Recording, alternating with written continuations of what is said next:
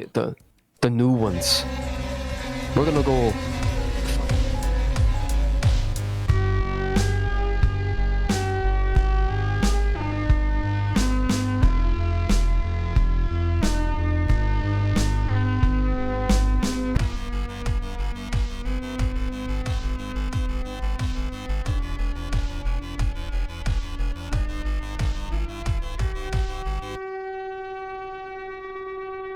Like at the end of a long night of drinking, the sun's getting longer and longer, and the pause is getting bigger and bigger. Yeah, well, we are live here at the Geeky Gamer podcast, as we are every Monday with Bill and Sketch, Ken, Miller, and John. We have a Patreon, Geeky Gamer Podcast, or you could email us at geekygamerpodcast@gmail.com if you have any thoughts, or you could just type into our Twitch, because we're streaming right now live on Dreadlore's Twitch. We also have a Dreadlore coffee. Everybody here, except for maybe myself, has developed a role-playing game of some kind. John was the creator of the Legends of Venice, linen tapestry thing, and we've got Bill Bunkum, who created Dreadlore, and Miller has created some modules for Mothership. All lowercase letters, Mr. Interrupt, bring us music every week. If you have music that you want us to play during this time, please share. Couchfire Media does production. Twilight Relay Productions exists. It's Monday, and we're gaming. Let's do a recap of what happened last week. Why don't you start off, John?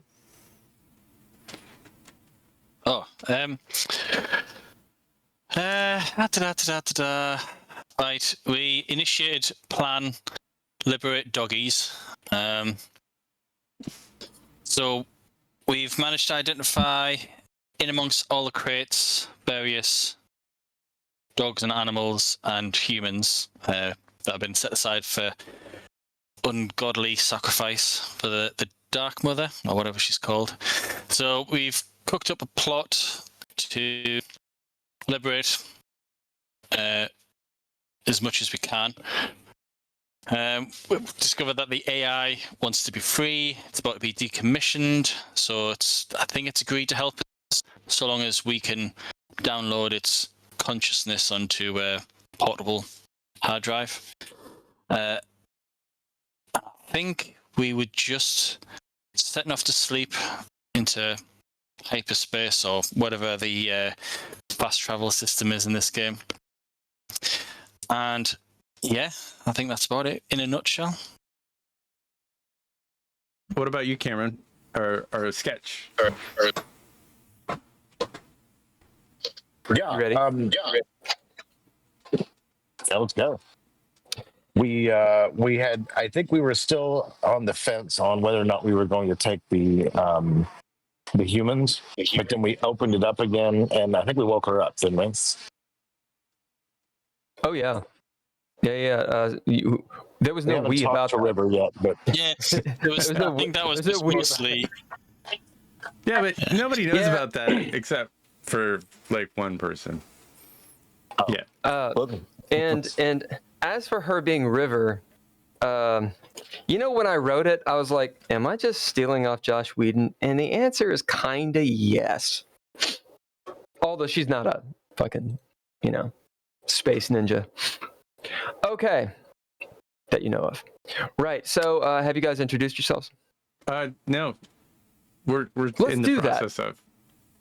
Okay, we'll go on. And Miller, you want to start off the introductions? Sure, yeah. I am Miller. I am playing Jackson Bray, a.k.a. Enrique Jorgensen. He's an ex-Marine that, he lost all his humanity, basically, while he was fighting in the Marines. And he became a criminal when he got out. And that's where he met these guys. And we were on a prison ship together, and we busted out. and now we're on our way into the galaxy to make as much money as we can.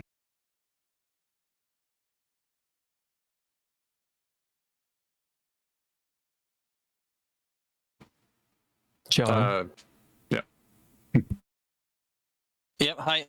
I'm playing Arthur Scullet, also known as Herbie Esperanto, also known as Gunny. I think I'm the oldest and most senior ranking of the group, of the Marines anyway.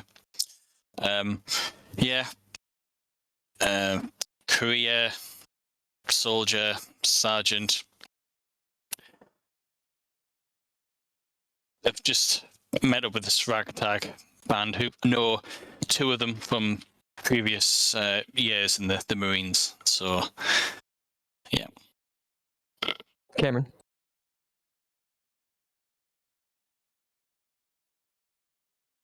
Just about knocked over my stand trying to unmute. I am playing Mark Zero, aka Johan Tang. Also a former Marine who. Is your name Johan Zhang? No. My alias is Johan Time. Oh, Johan. Oh, okay, that's so funny. But I thought you said your name was like in Fletch. You're like Johan Zhang. Like John Cockstone.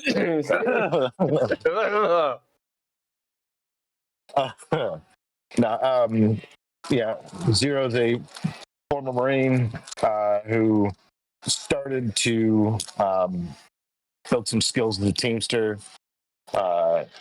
Went into piloting to try to, walk the straight and narrow, and that just never really happened. Disciplinary things, you get into some debts, you do some things, end up on a prison ship. You take a prisoner, they tend to stay with you. It happens. And now Operation Fido Drop is underway. Ken. I am playing Gary Spicer, middle management mechanic, who up until recently I'm not really sure if I'm a criminal or not, but I think I am one. I don't know. I was abducted. I got Stockholm syndrome because I was captured by some Marines, and I'm just kind of doing my thing, mechanicking and exploring the new world of being a criminal, which I'm not really sure about, but I'm sure I'll figure it out. That's a wonderful world. Right. All right, so you guys did a little bit of the recap before I got back, yeah? Correct? A little. Awesome. All right, so we'll start with the ship exploded. We'll start with you guys are on the Nova Espero, this colony ship. You've just come out of a jump, a very long jump. A jump 4, which I think jumps go to 9. Nobody goes to jump 9. Jump 4 is a long time. And we rolled for your sanity and all that stuff, yes? And sickness, et cetera, et cetera, et cetera. Real quick, what are all of your stresses? What's your stress level right now? Jackson's at 4. Zero's at 13. 9. I got 9 for Glenn. And 10 for Arthur Scullet. So keep it in mind as you awaken and as you're moving around, that kind of latent stress. If it's below 10, you're probably used to it. If it's 10 or above, you kind of feel some of that tension, in the neck or wherever you keep your stress, like the ass or whatever. We'll start with you guys as you're in your rooms respective. Come out of your cryo. Ivy has woken each of you up, and she's left you to, do what you've got to do. In general, what are you guys doing? Mark Zero is finding his beer. You find it. That's Need to Jackson wandered down to the cafeteria looking for coffee, and just in his boxers and his boots, dog tags and vibroblade. That's it. You got the vibroblade on you. Yeah, you make your way into the lounge. And what about Gunny? I'm going to head straight out and check on the explosive triggers that I've planted around the engine area. Okay. Just make sure. That's mainly where you planted them, right? Yep. Just around the points where if those bits were overloaded and it'd explode, then it would set off the engine itself. a warp core breach.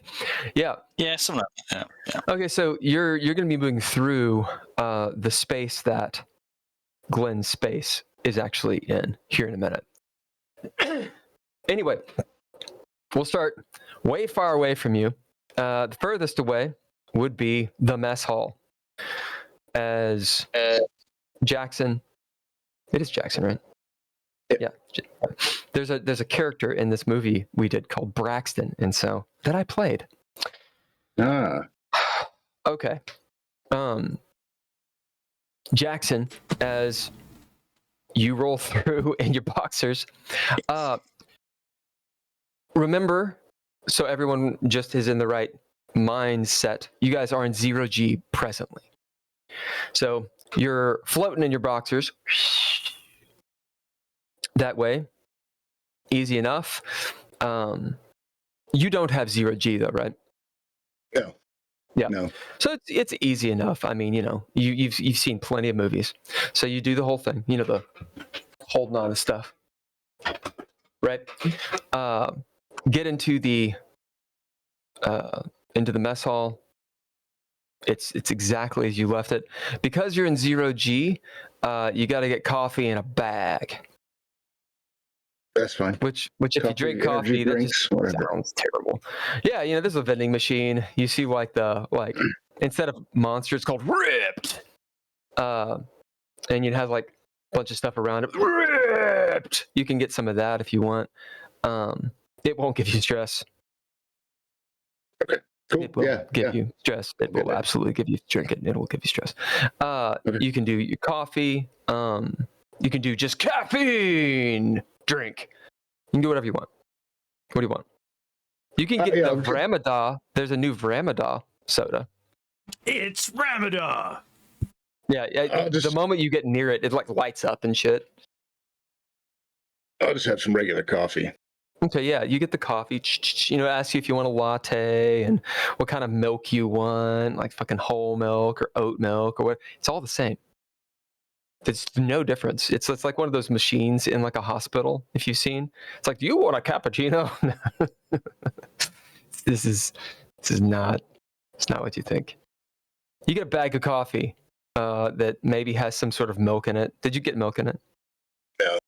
Oh, good. No, that was gonna be real fun. Probably cursing. Where the hell's just regular black coffee? You cycle they through put everything in the damn universe just for coffee. You scroll down, you find it's called like the old, I don't know, like the mother's teat or something, and just this Stygian pouch in plastic that's hot. You like wrap around some like napkins around this fucking thing. I'm getting way too into it. It's fun. Yeah, and you have your coffee. Anything else you're doing in here? Is anybody else up yet?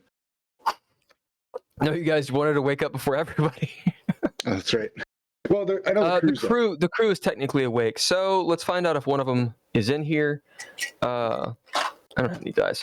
Hey, Arthur, will you roll me a d10? And Jackson, call high or low. I don't even know why I have dice out here. It's not like I'm going to use them.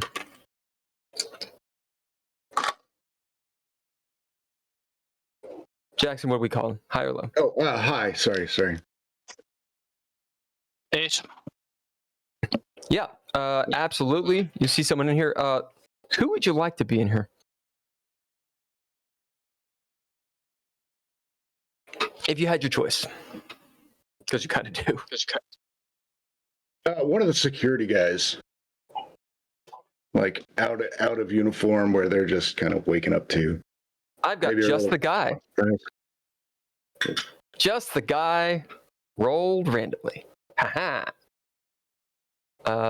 Rourke Dane got stunned in the face. He's still in the med bay. This guy, where's his name? What's his name? Dwayne Johnson. Second Lieutenant Dwayne Johnson. You see the Rock over there. He's sort of floating. He's got his little like mess hall seatbelt on, so you don't float away. And he's got a few pouches floating in front of him. One's green. One is clearly like the ass color of like a protein shake, because he's Dwayne Johnson. One is like just egg whites, as he's like, "What are you doing? Morning, LT. Did you guys have any NutriPaste on here? That ham and eggs NutriPaste, man, it's a spot. Oh yeah, you want some? I forget his accent. Is he? I can't do Dwayne Johnson, but he kind of. Eyebrow. It's actually definitely an eyebrow raise. Come on, he eyebrow raises. Ken's not happy. I'm having too much fun. He eyebrow raises. As is. You want some NutriPaste? See, pulls out like the brick of it. Takes it, has to shake it up. He's the Rock, so he's like, right, like shows it off to you, does the thing, and hands you some NutriPaste. You're immediately ingratiated to this dude, this meathead.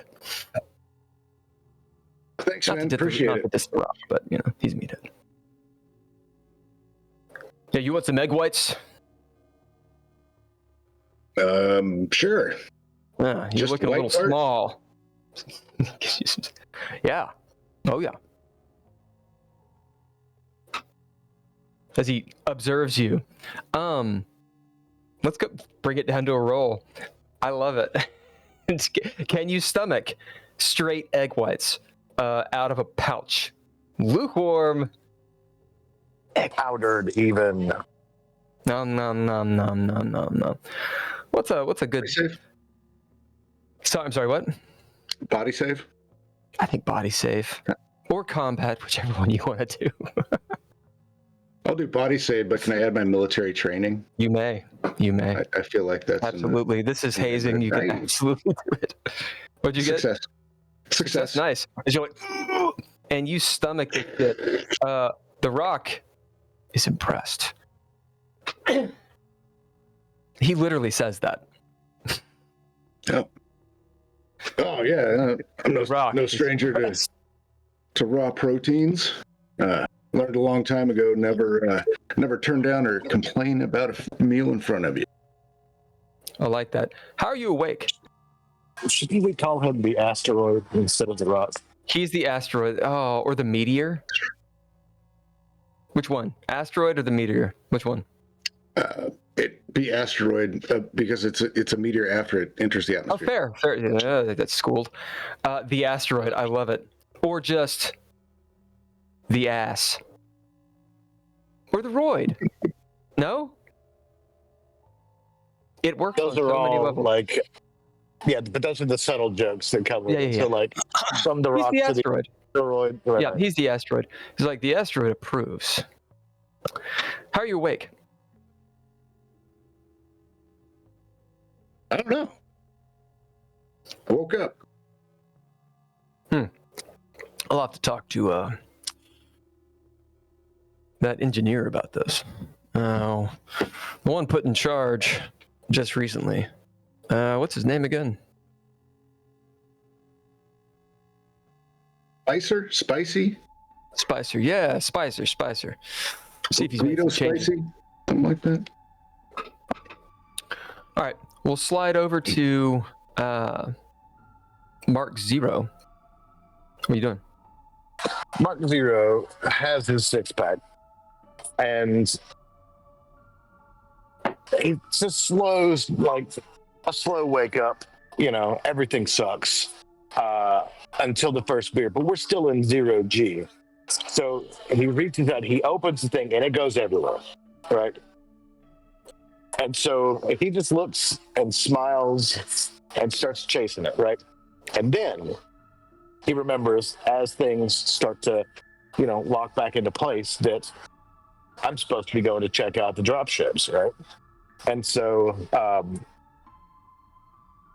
as I leave, and when I go through different hallways and stuff like that, I will crack open a beer, let the pressure kind of shoot it the direction I'm going, and then just kind of float, just drinking. Just letting like the globules just go in. So he's wearing the trapper hat and the Kurt Cobain sunglasses. So you pop a beer in 0G, and it shoots out, right? Like a fire hose, right? You understand, right? It's like ka-doom! And it's going directly into your gullet. That's what's happening. Okay, yeah, I love it. Yeah, and I'm just, because I have 0G training. So yeah. Oh yeah, no, you do I'm this. This is good. Yeah, I'm just kind of like on my back, just doing a little bit of like this backstroke as I'm just flying. I will go through the mess hall this way too. Just kind of the beer precedes me. Then I climb behind it. We're not really playing Alien here. We're like playing Cowboy Bebop Alien. That's pretty much what's going on. That's fair. Which is cool. Yeah, as that is happening, we're gonna say after like the second or third one of these, because you're literally shotgunning beer, we're gonna see if you're getting a little drunk. So make a body save.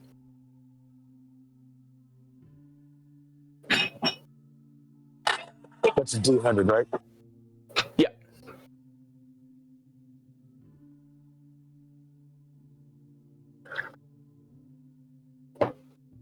$29, just Nice. barely. Nice. There's a joke there. As you boom hit this beer, you are fine. This is your process to get over hair of the dog, as Miller said earlier, from Cryo, and you start heading your way. You will actually pass through or pass by I keep on forgetting what it's called. It's the mess hall. As you're on your way to the dock. Getting to the dock, it's a big docking bay. If you look at the map, it's actually kind of in the front of the ship, which is whatever. Let's see. I want to say it's what number is it? Yes, the hangar is 9, so it's almost at the front of the ship. There are a few things in there. So you see the escape pods, 12 of them. You see your staging area, an area for maintenance. It looks like a loading dock. All the paint on the ground, the little Nostromo style symbols that, red is dangerous, blue is it's actually habitable for, or not just life, but it's utilitarian. Yellow is caution. And you see it has 2 drop ships. That's what it has in the thing, and I didn't change it, so it has 2 little drop ships. The drop ships themselves, let me take a look really quick at the shipbreaker's guide, because it'll just be those drop ships. Miller, do you know anything about them? Yeah, it's just a drop ship. Yeah, they're not anything really fantastic. We'll have that one open. Where are you, man? Drop. So you're not going to travel across the galaxy in a dropship? Is that what you're saying? Yeah, they have a top speed of... Well, no, that's wrong. What I'm thinking. Didn't make any sense. Yeah, so the dropship, it pretty much looks like I mean, if you think of Alien, the ship that they come down on, that's what it looks like. It's a little APC looking thing.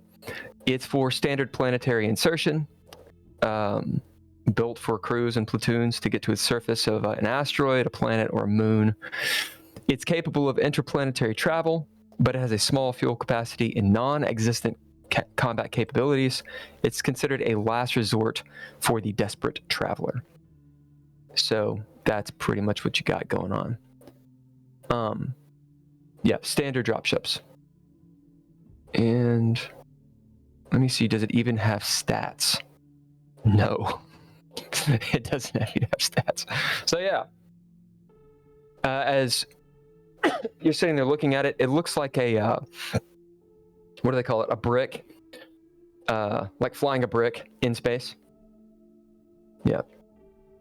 But you see them.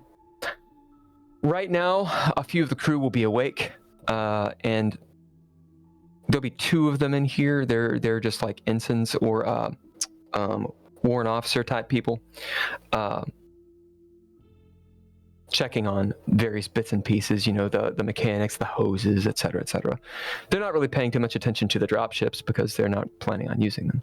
And we'll even say, Mark, as you're looking around, it looks like they haven't been used in a while. Like it's not like they're defunct. They haven't been maintained. It's just, you can kind of tell by the look of them and whatnot. They're either too nice or not oiled enough or something.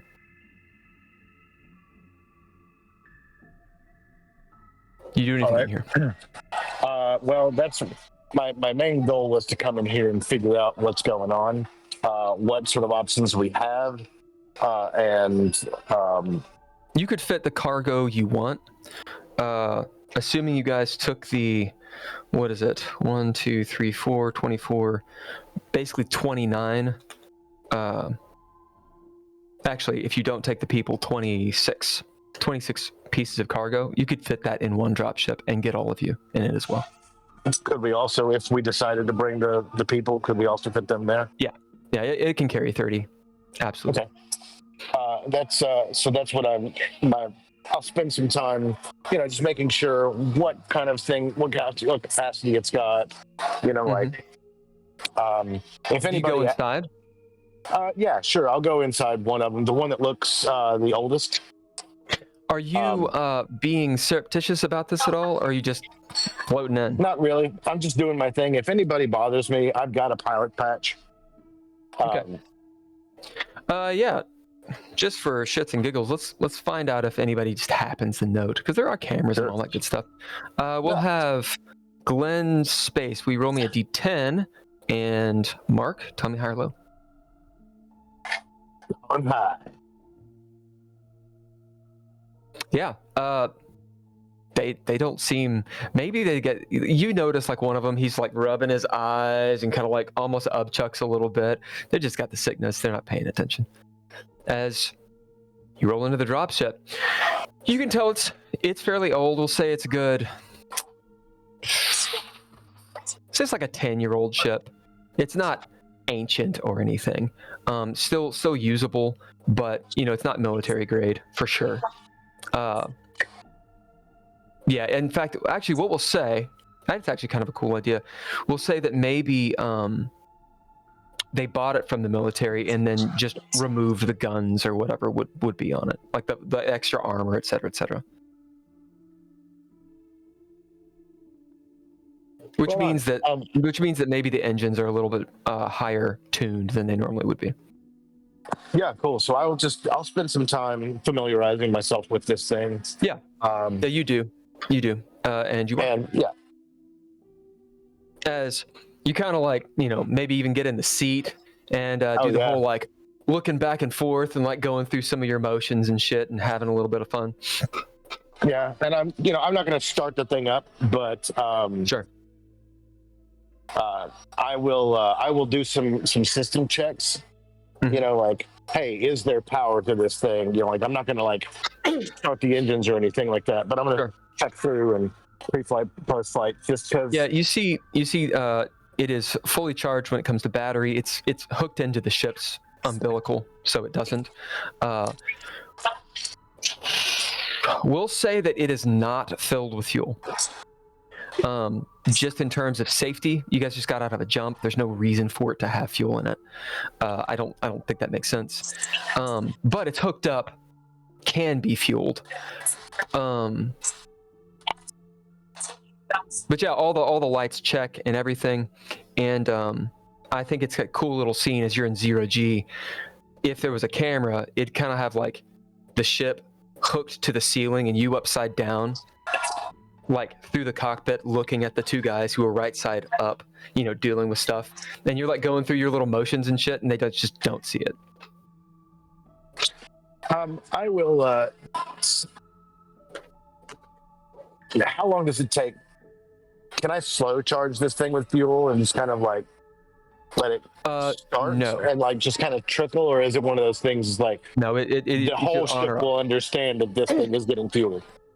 I don't know if it's necessarily the whole ship, but it'll be noticeable in here. Okay. Well, I will. The only other thing that I want is you'll need to come out. You'll actually have to go outside and turn on the fuel. Well, I will, like I say, was basically just fucking around in this thing. I will eventually, because this is the one I'm probably going to claim. Sure. But I will check out the other one, like cursorily, too. And you see that it's a little bit newer, maybe like 7-8 years old. Pretty much the same thing. There's a few cosmetic differences. The Camry versus like 1994 versus the Camry 1998, that kind of shit. But by and large, you see, and maybe this one there's like a left-handed pilot seat or something. But it's essentially the same thing. And their designation numbers will be like A and B. So like A and some numbers and B and some numbers. Cool. It's like A 151 and B 151. Yeah. Cool. Like, so it'll be a little while for me doing that. Cool. So we'll slide all the way back to the real action. Arthur.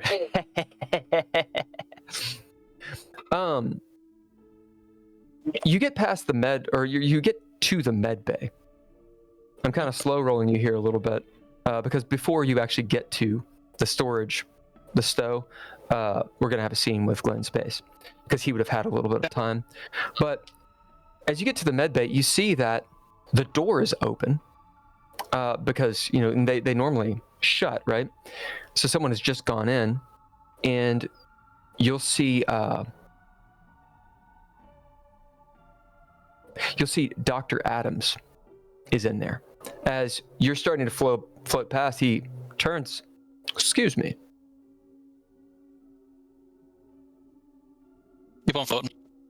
He comes out and starts following you.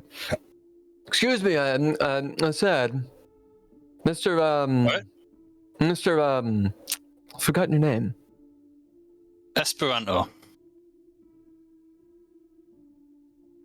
Ah, yes, Esperanto. How very apt to be on the Nova Espero. And your name is Esperanto. It's like it was faded. What you mean? He just sort of... I would like your opinion on something. Okay. Come here. As he beckons you towards the medbay. Nope, that's all right. So he will be following you. Do you allow him to follow you? No, I'll start again. Why do you want someone who's not a doctor? Why do you want a second opinion from someone who's not a doctor? Exactly, because you're not a doctor. It'd be pretty useless, though, wouldn't it? He just has kind of like a twinkle in his eye, beckoning you. No, that's all right. Okay, he continues following. I'm just watching him, watching me. So you're just standing there, or you're floating there in the corridor, just watching him. This is a staring contest with Dr. Adams. This is gonna be tough. I won't make it a roll yet, but he doesn't blink. Oh, he can blink he can not blink as much as I'm yawning. I'm like, oh. Dun, dun, dun. All right, flipping over to as you guys stand there staring at each other. I love it. In the storage unit, Glenn, you have opened up the container, and this girl has woken up, and she turns and says, "Hello." Hey, what's your name? You see her slow blink at you. There's the sense of like when you're looking at a cat, just these big ol' eyes that slow blink at you.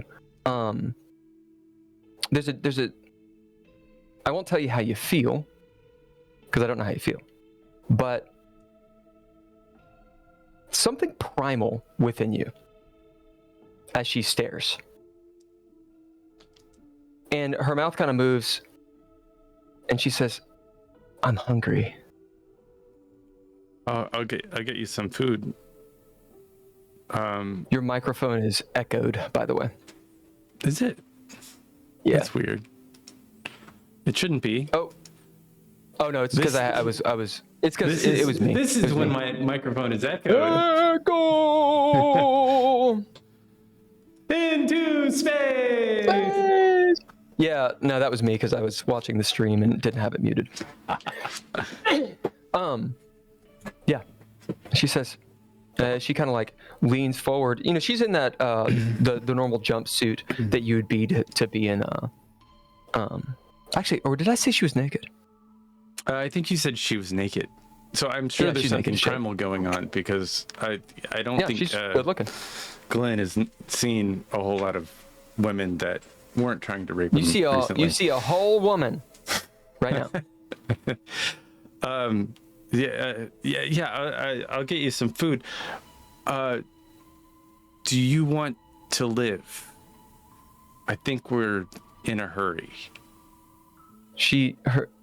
Her eyes don't betray anything, but there's definitely a facial expression of what?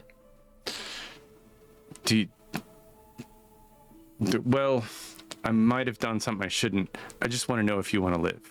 Do you want to live? She kind of looks around. Where are the others? They're not here right now. Now you actually see a real expression, as she's clearly coming out of stasis for you have no idea how long. You note the different scars on her body. It looks like she's been through it. There's a few like surgical scars, but a lot of them are like shit like a knife fight. Yeah, I think if you want to slowly lifts up, and because it's 0G, it's very easy for her to sort of like float in the air. She doesn't seem to notice that she's naked at all. If you want to live, we've got to hide you. I don't understand. Where is everyone? Who are you looking for? As she kind of like closes her eyes, it looks kind of like she's in maybe like discomfort. She like holds her stomach and she kind of squints her eyes a little bit. I'm really hungry. You see she's like sort of like clenching her jaw. Right. Well, let me get you back to my cabin. I got to clean this mess up here. If you want to live, come with me. And we got to move fast. And we got to be quiet. You see that she's just kind of out of it, but you can lead her. Yeah, so I'll pull her along. And okay. As you lead her, the door opens. You see the back of Gunny, and Dr. Adams is poked out in that corridor. It looks like they've been in a staring contest for like the last 5 minutes. I'll shut the door. You note that Dr. Adams goes, just head tilts, as the door shuts. Gunny, the door opens. You see Dr. Adams do this. For the first time, him drop the act, and he's like, what the fuck? And the door shuts. Are there any clothes in here, like work clothes or anything that I could put on her? Let's find out high or low in the storage room. Surely there's a case that has clothes in it, but or like just something. Random tunic? No. Yeah. Sheet. A tarp. Do you look around for a something that might have clothes in it? Yeah, what I'll do is I'll look for a first aid kit and see if I can pull some Mylar out. Sure. But yeah, with a I Mylar would know blanket. that there's probably a kit in there, and yeah, I think there's a first aid kit in every room or every compartment. Right. Yeah, as you pull one out and you find one of those big Mylar blanket thing that's all floaty and shit in space. And Arthur, then what are you doing? Just 1 second, because that just happened. Arthur, what are you doing? So that was all behind me. So as the doctor tilts his head, I'll kind of look behind, but there's nothing there by the time I look around. Sure.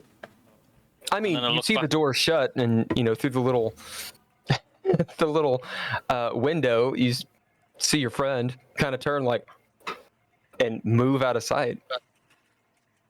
I don't know. Just what is it? What? It's going to take much time, Doctor. No, I've got stuff I need to do. Because he's floating towards you at this point, obviously going to the storage room. Actually, that can Hey, wait, come on. Mr. Esperanto, as he's going around you to find out what the fuck was going on. I'll grab him by the shoulders because we're facing each other. He doesn't resist. Yeah, and then I'll just turn him around. Hand on the Almost back, looks like and he's then gonna kiss you float when you do it. forward. As you grab him and kind of face him, there's a moment where you wonder, is he gonna give me a peck on the lips? Nope. Oh. And then I'll move him back to his whatever it is. Wasn't that your Medbay. compatriot, that engineer fellow? Scullet. There was a woman with him. I believe a naked woman. Very lucky. So what is it you want to show me then? Yeah. As you go into the med bay. Flipping back, since that's where you are, Glenn Space, you note that even though Dr. Adams saw you, no one comes through the door yet.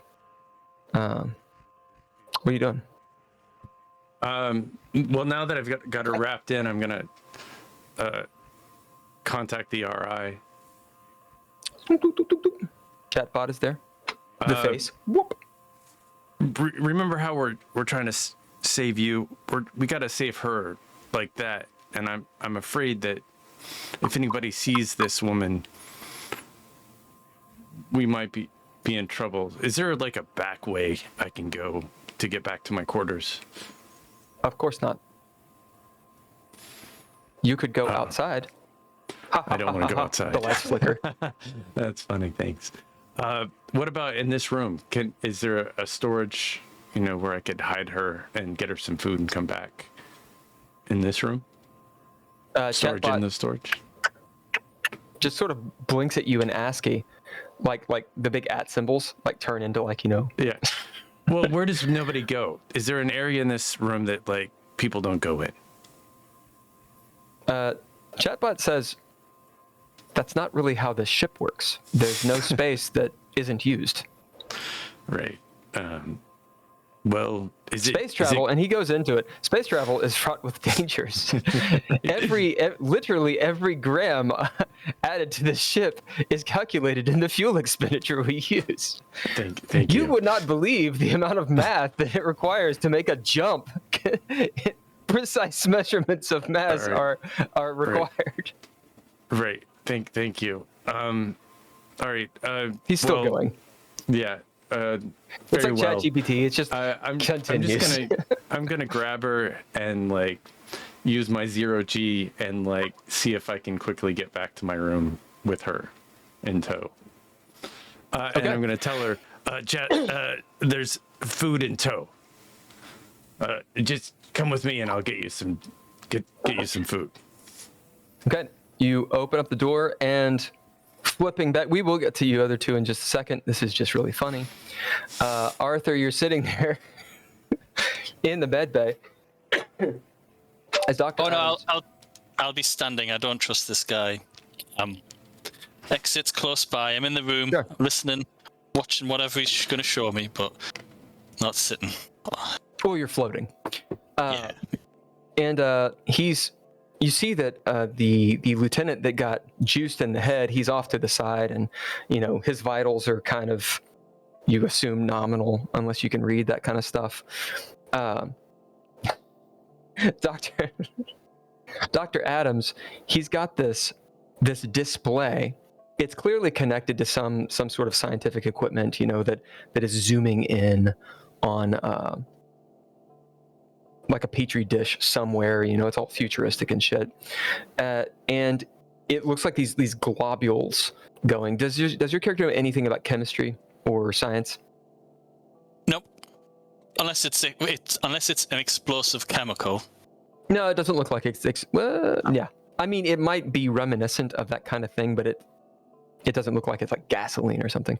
It looks organic, as it's got a dye on it, sort of like this bluish dye.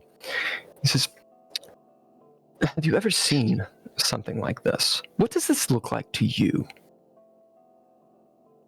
So, at this point, you can actually give it the old college try and make a roll, or you can bypass this entirely. It's up to you. I'll peer just a bit closer. No idea. I was really hoping.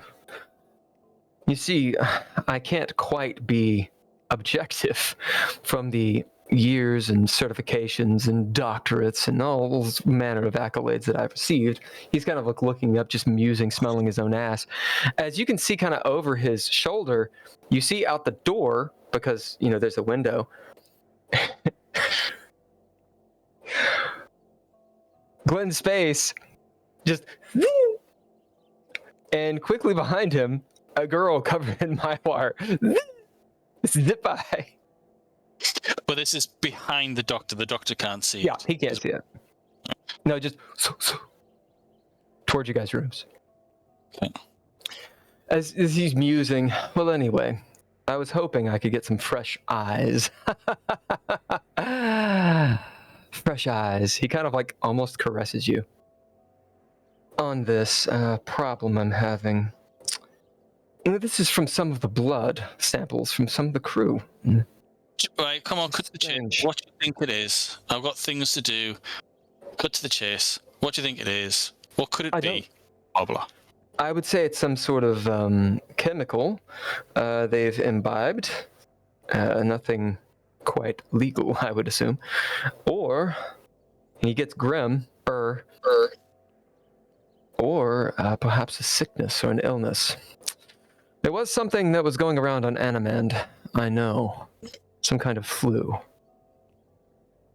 I'm going to have to test us all before we get to campus station. Would you like me to do you now? Oh, go on then. Yes. As he takes some blood from your neck. All right. Suffice to say that Glenn Space, you get into your room and her into your room, and you're unseen. Let me flip back over to Jackson. You're standing there, or you're floating there with the asteroid, who's on his second pouch of pure egg whites. So anyway, that's when I told him, you come in here, you'll deal with the Roid. And they didn't. They didn't come in there. I don't imagine they did. You'll excuse me, the coffee and defrosting my guts, so I gotta go clear it out. Oh my god. Look at that picture. Now we have to flip back to it.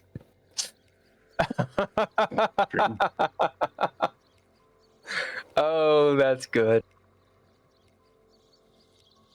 That's perfect. That is good. Yep, as you start out that way, you get into the main hallway, and we'll say I think it makes sense and it just ties things together. You see the tail end of Glenn's space shoving someone or something covered in mylar into his room as he turns and looks at you. And you guys are in the same scene. Yeah. I'll be. Give me some food from the cafeteria. Don't ask any questions. And I slam the door. Like a lot of food. The door, he tries to slam the door. The door's like.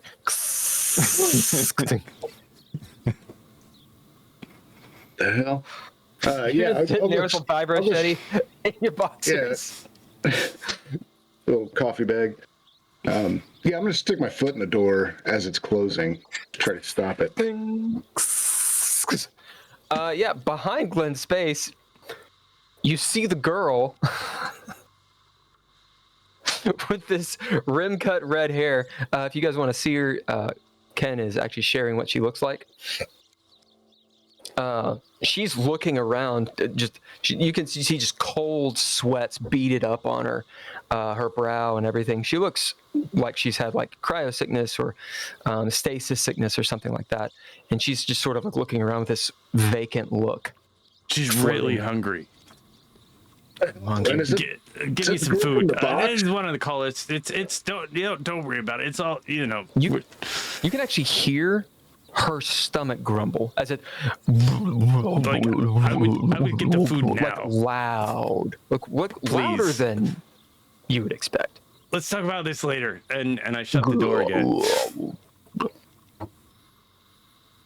I'll go back into the mess hall. Yeah, you go in. Astrid's like, yeah, I need some more. I always have to agree. I'm gonna need a little snack.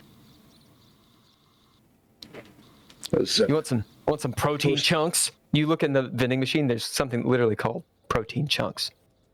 Oh, I hear it's made with real cow. Real cow? Real What does that even taste cow. like? Well, it tastes like cow. You can tell he's never tasted cow. It's spelled Kaoll. with an exclamation.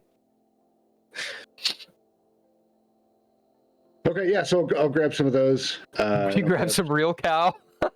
Some real cow Protein chunks. And some coffee. I'll get her like a latte or whatever. It's like a cow with like a space helmet and like thrusters out the ass, you know, like rainbow colors, and chunks of cow meat that don't look like meat. And like a cereal box. It's like chunks of meat and then like milk.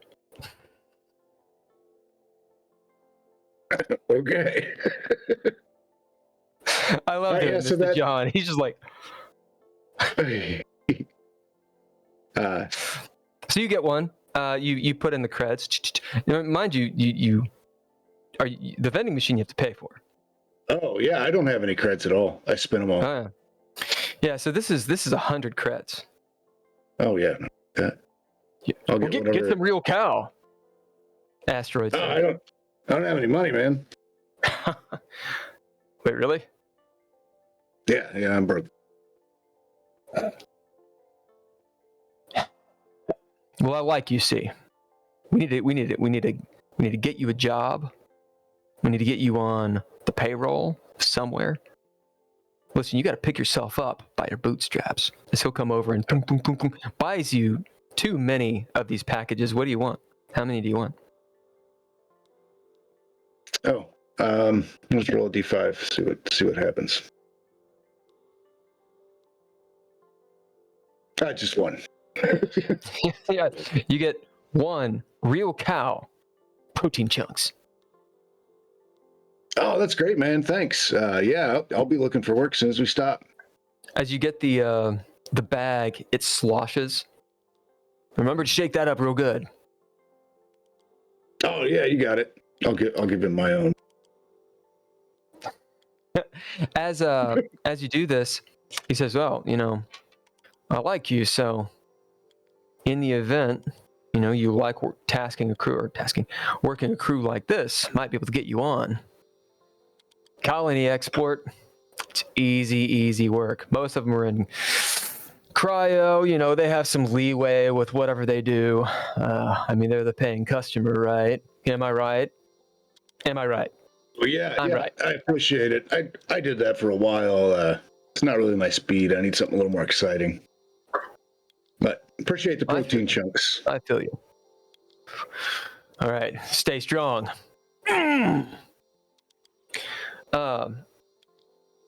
Jesus Christ. Mark Zero, you're in the drop ship. You've done all you can do.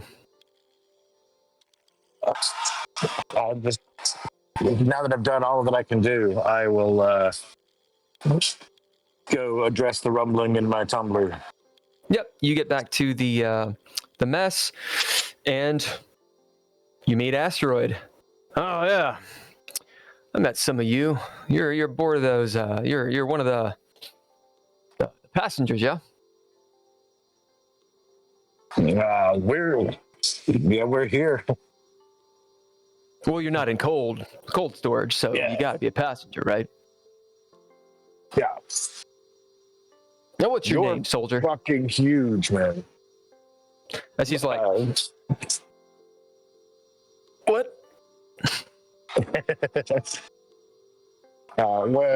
Sorry, I lost my thing. Man, I'm Johan Tile. As you guys spend some moments floating in space. What time is it? See, he's in like half lotus, just to make this even more ridiculous, like slowly spinning. He has to correct himself. As you get some food, it is as delicious as you can imagine. Do you do anything in the mess hall other than have food? Really just chilling, yeah.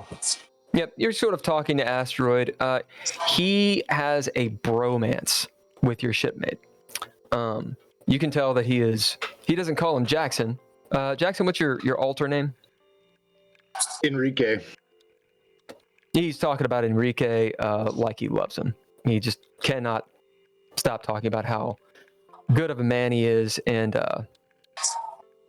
I play up Enrique. He's this great guy. I've known him for years. I can tell. Yeah, I think you all might have some. Have some egg yolks, or not egg yolks. Have some egg whites. As he passes you a little Egg whites, pure. They say. Yeah, I will do the same thing. He watches you. Yeah. All right, roll body save. This is called the warden pushing you into sweet rolls. Yeah, that's an 18. Yes. God damn, he just. What's your group's name again? Do we have a little name? We do have a. Liberation Front. Huh? Canine Liberation Front. I don't think Mark Zero is clever enough to pull that up off the top. So,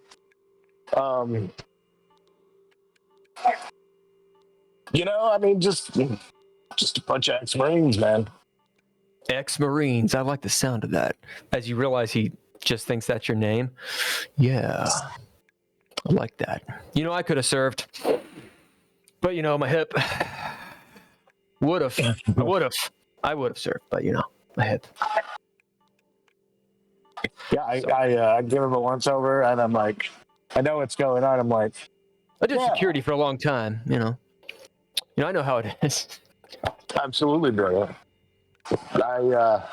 He starts I talking bet about you and military shit you and you see in Enrique movies. can have some. No idea what he's talking about. All right. To the actual scene I've been avoiding this entire time. Glenn Space, you are there. The girl is there, and so is Jackson. Actions on you guys. Oh, Jackson, I didn't have a moment with her before. Well, he got in there as the door We was went shutting. away and then came back. We went and Did you go away, Jackson? Oh, did you go away? Yeah, that's right. As you go and get food, indeed, you get the chunks and everything. Door shut. Player number 1, what do you do? Are you okay? I'm getting food. It'll be here in just a few minutes. You see, it's pretty clear she's... Maybe she can hear you. She's sweating profusely. It's to the point where like the perspiration is actually like the droplets are actually coming off of her, which happens if you sweat a whole lot in space. We even say some of it maybe hits you, and it's cold. Sure. Cold sweats. Is there a shower? She's I think starting there's to tremble. Is there a shower in my room? There is, but it is inoperational in 0G. Oh, yeah, that's right. That's right. Well, I'll wrap her in some Inoperative, blankets. man. Yeah, she's Some in the more Mylar. blankets. Is she like cold You or do. is she hot? She's clammy. Clammy. Yeah, I don't know what to do. I'm not a doctor. So It's almost like you don't have one on the ship. yeah, right. Well, we'll get you some food. As you wrap, you see that she's shaking actually quite a bit, and you feel the rumble Yeah. in her stomach. Yeah. And she turns to you, Yeah. and she has as beautiful as she is, she has the stalest breath. As she says, in a low voice, "I'm hungry." Yeah, I'm it's coming. Really, it'll be here in just a few minutes. Are As you a she's colonist? sort of sitting there, she doesn't answer.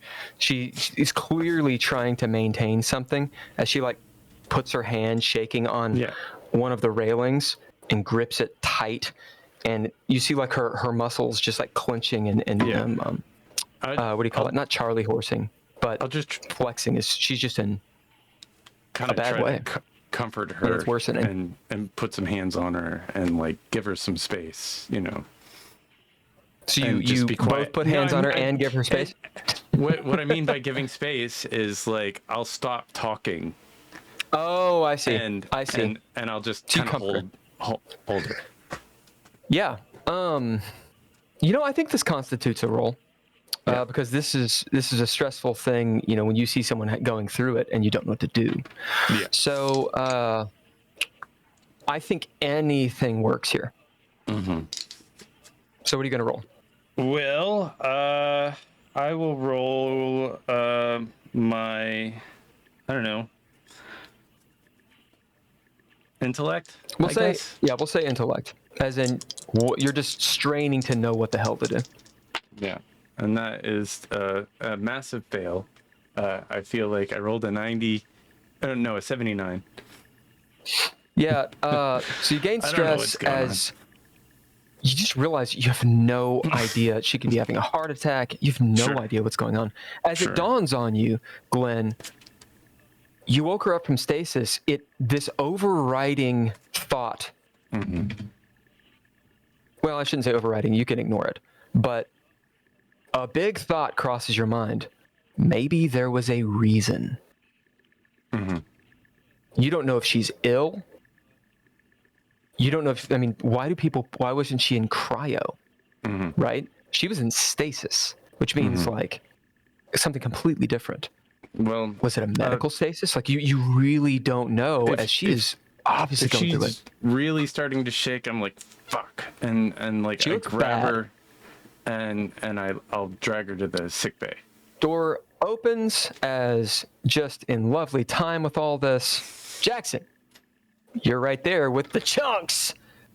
As you see, Real cow. As you see, her condition is worsened. She's pale. Her eyes are sort of like rolling around in her head as Glenn has her.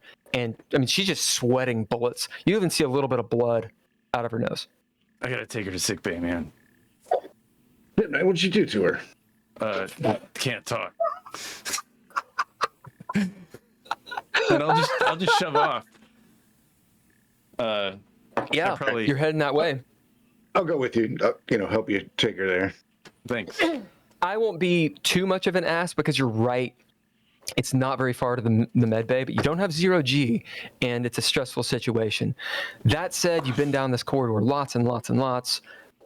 You get there, the door opens, and you see Arthur in there. Arthur is staring right at you because, the doctor's back is to him. Arthur has a couple tubes in his neck that are filling up with blood. Doc, we got a medical emergency, I think. Oh, as he turns around. She just woke up out of stasis, and she's not doing well. You gotta help her. Arthur, you doing anything? Oh, you're muted, yeah.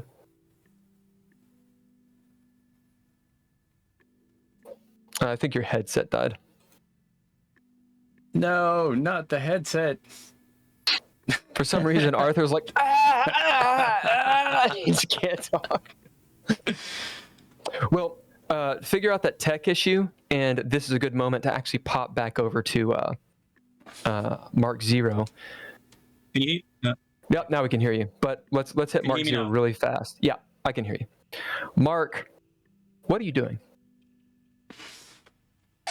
I am playing up this bromance between the asteroid and Jackson.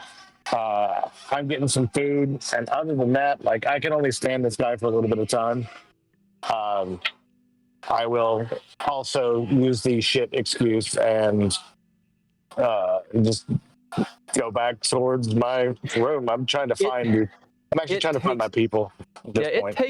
It takes you longer than you want. It's one of those situations where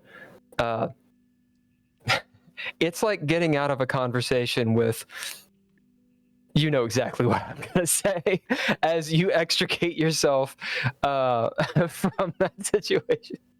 We have to give a little nod to our old buddy Austin, who passed away this year. We love giving him shit to Austin.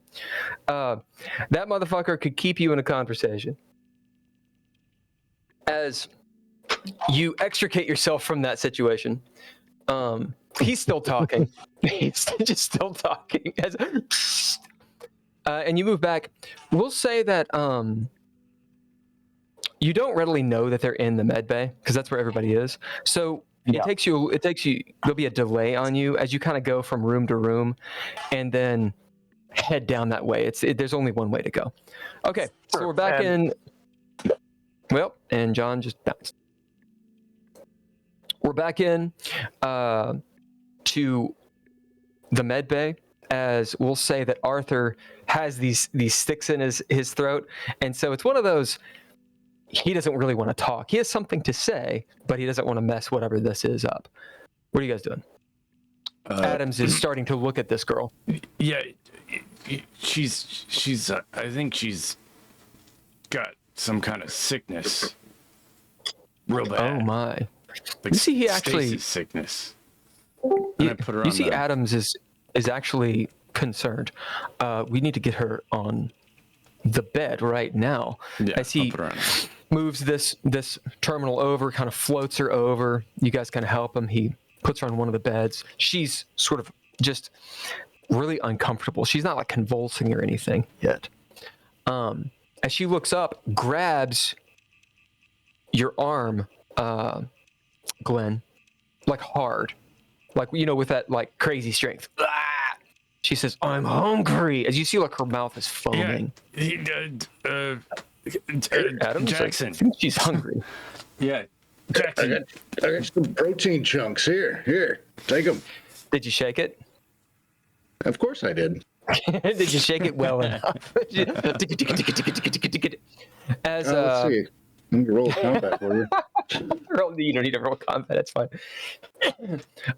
As you feed it to her, and the doctor is kind of like putting her down. Doing all the things in the med bay that you would do. Arthur, as you're kind of like you got these two sticks in your deal or in your neck, so you don't really want to move too harsh or too harshly. But what do you say with all of this?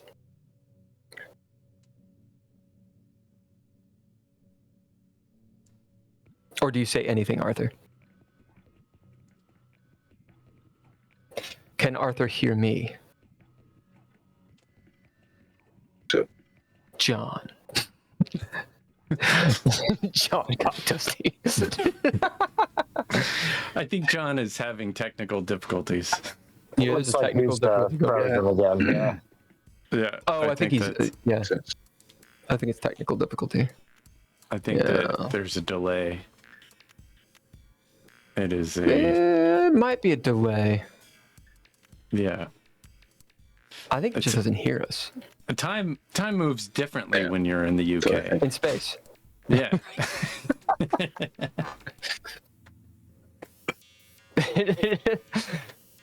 Right, It's I come back. Yeah, you're Okay. back. Good job. Welcome back. How you doing? Did we just freeze and speed up or something? What just happened? No, I just had no sound and Oh, no voice. okay. So Okay. I could see all your expressions. I was just wondering what the hell's going on. We were not Nothing talking changed. about you at all. It's Mm-mm. perfectly fine. No, that's, yeah. But what do you do? What do you do? Yeah, in this situation, what do you do? They get her on a gurney, basically. Well, it was taking blood sample. Should have taken it by now. Yeah, he's taking it now. Right, I'm heading out. Well, I'll head leave? towards the doorway. Yeah. But they all just got here. See, you're... Is it the three of them that's arrived, or just? Yeah, everybody's there. Everybody but Ivy is there. If you want to go off by yourself, No, I know you I'll- were trying to do the thing, but it's up to you. Whichever Looks you like want. something's on your mind, buddy. Arthur. I'll light her at the doorway and see what's going on. As you light up at the doorway, you can see that Adams is trying to stabilize this girl. He actually looks mildly concerned, which is a huge improvement for this guy. Meanwhile, they're talking to her, and Jackson is attempting to feed her this horrible-looking nutrient pack. She's just sort of writhing in her own skin. She's not like convulsing or anything like that. So Arthur, do you say or do anything, or do you bounce?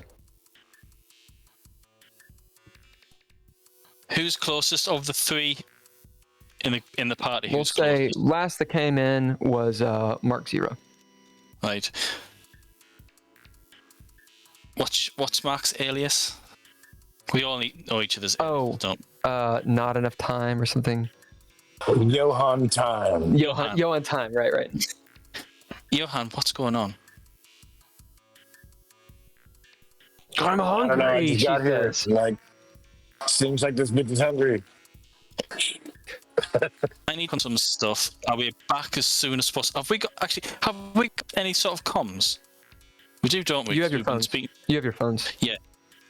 Contact me if anything serious goes on. This is that we need to make these checks. I mean, there's a naked girl riding on a gurney right over there. That's pretty interesting. Keep your hands off her. She's mine. Hey, I'm over here, dude. Yeah. if anything goes, if it goes south, get in touch. But there's nothing I can do here, and I'm gonna hurry off. Do what I'm supposed to do. Yep. 8 minutes. As you get stopped by one of your players. Would you check the cargo room? I might have left some of my equipment out. Maybe put it back. Nope. I've got stuff to do. Mark, I mean, Johan, I'm not good at this espionage shit. Adams doesn't seem to be paying attention, but he's got an eidetic memory. As Arthur, you will make your way through the storage room. You see, in fact, the stasis pod is just sitting there floating. Glenn did not clean up any of his stuff. His tools are floating in this room. They're not going all over the place. There's not been any inertial changes. You guys are on a straight as an arrow shot. But when you start decelerating, that will be a problem when eventually that happens. Right, okay. I'll head into the cargo storage area. You have to go into the cargo to get to the engine room. Yeah, I'll start swimming around, try and collect stuff, put them in toolboxes, fasten them down. Never going to get these. Not. That's by design. As you get all this bullshit, you lock it down. Just cursing the whole way, and get to the engine room finally. As you start moving around to do your checks. Actually, Okay. what I'll do is I'll take Glenn's toolbox with me. It's a good move. Yeah. You grab that toolbox, and you're moving through. You go through the little umbilical part of the ship. Each compartment is connected with a little umbilical. The umbilical section is hardened. It's not like the weird, warpy, crazy shit they do in movies. It's part of the ship, but it's a link point. As maybe you can even see outside, if you look, you're in real space, of course, way past the jump. And we'll say that out this starboard window that you look through, you can see the light of the campus system sun. I believe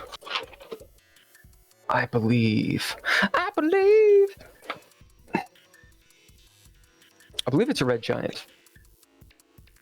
So you'll see that way out there. I mean, it's extremely far away, but you're in the campus system, which means, at some point you'll have to decelerate.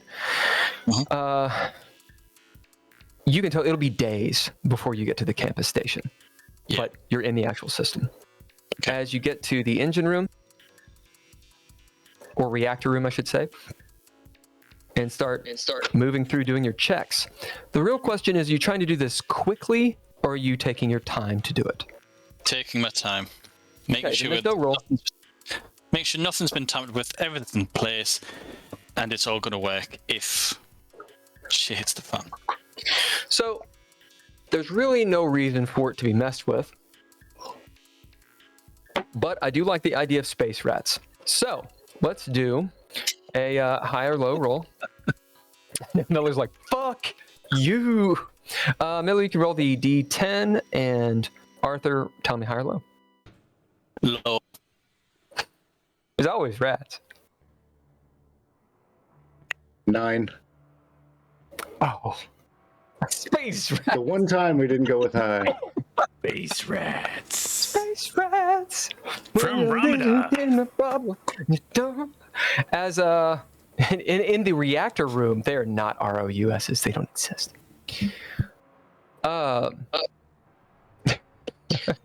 Huge fight scene with Space Rat.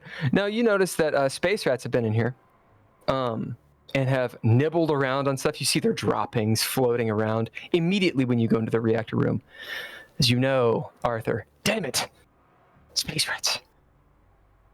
Space rats. As you're searching around, you see a dead rat, like, because it's been in here for like 8 months, right? There's nothing to eat. It's chewed around on some of the cables on one of your bombs, and it needs to be repaired. Yep. I shall use the tools at my disposal. Good, because you had those tools. Yep. All right, so before you get into this, before you roll it, one, what are you rolling? Well, I'm thinking combat explosives because it's military. I'm taking my time. Take it. Yep. So here are the stakes. Failing this means this explosive charge is defunct. You're taking your time. Okay.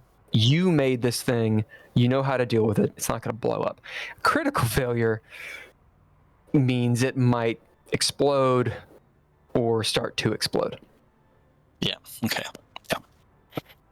Oh, well, we won't need to worry about space rats if the whole ship goes up. Right, man.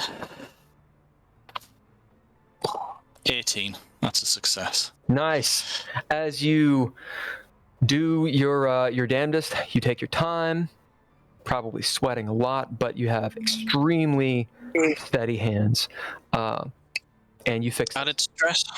I'll No, increase you my didn't fail. stress. Oh, right, okay. Yeah, you didn't fail, so you don't increase stress. Yeah. Right, okay. Unless you want to. No, I'm thinking the character's done 2-2 as he does this. Yeah. All the time. You bomb squatted it. As you check the other explosives, and that was the only one. This will take you some time. Meanwhile, back in the med bay, Jackson, you're feeding this girl, or this young woman, colon blow, as she's sucking the shit down, as you see her just vomit it up. Just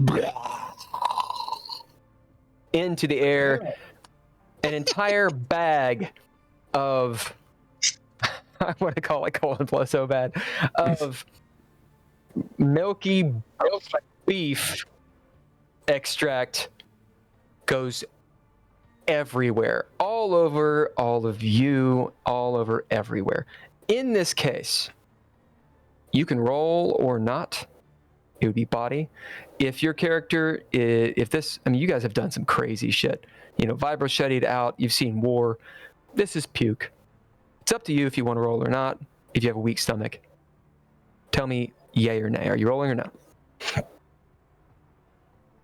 I used to do maintenance in the sewers of these ships. You're good. It's no big deal. Yep.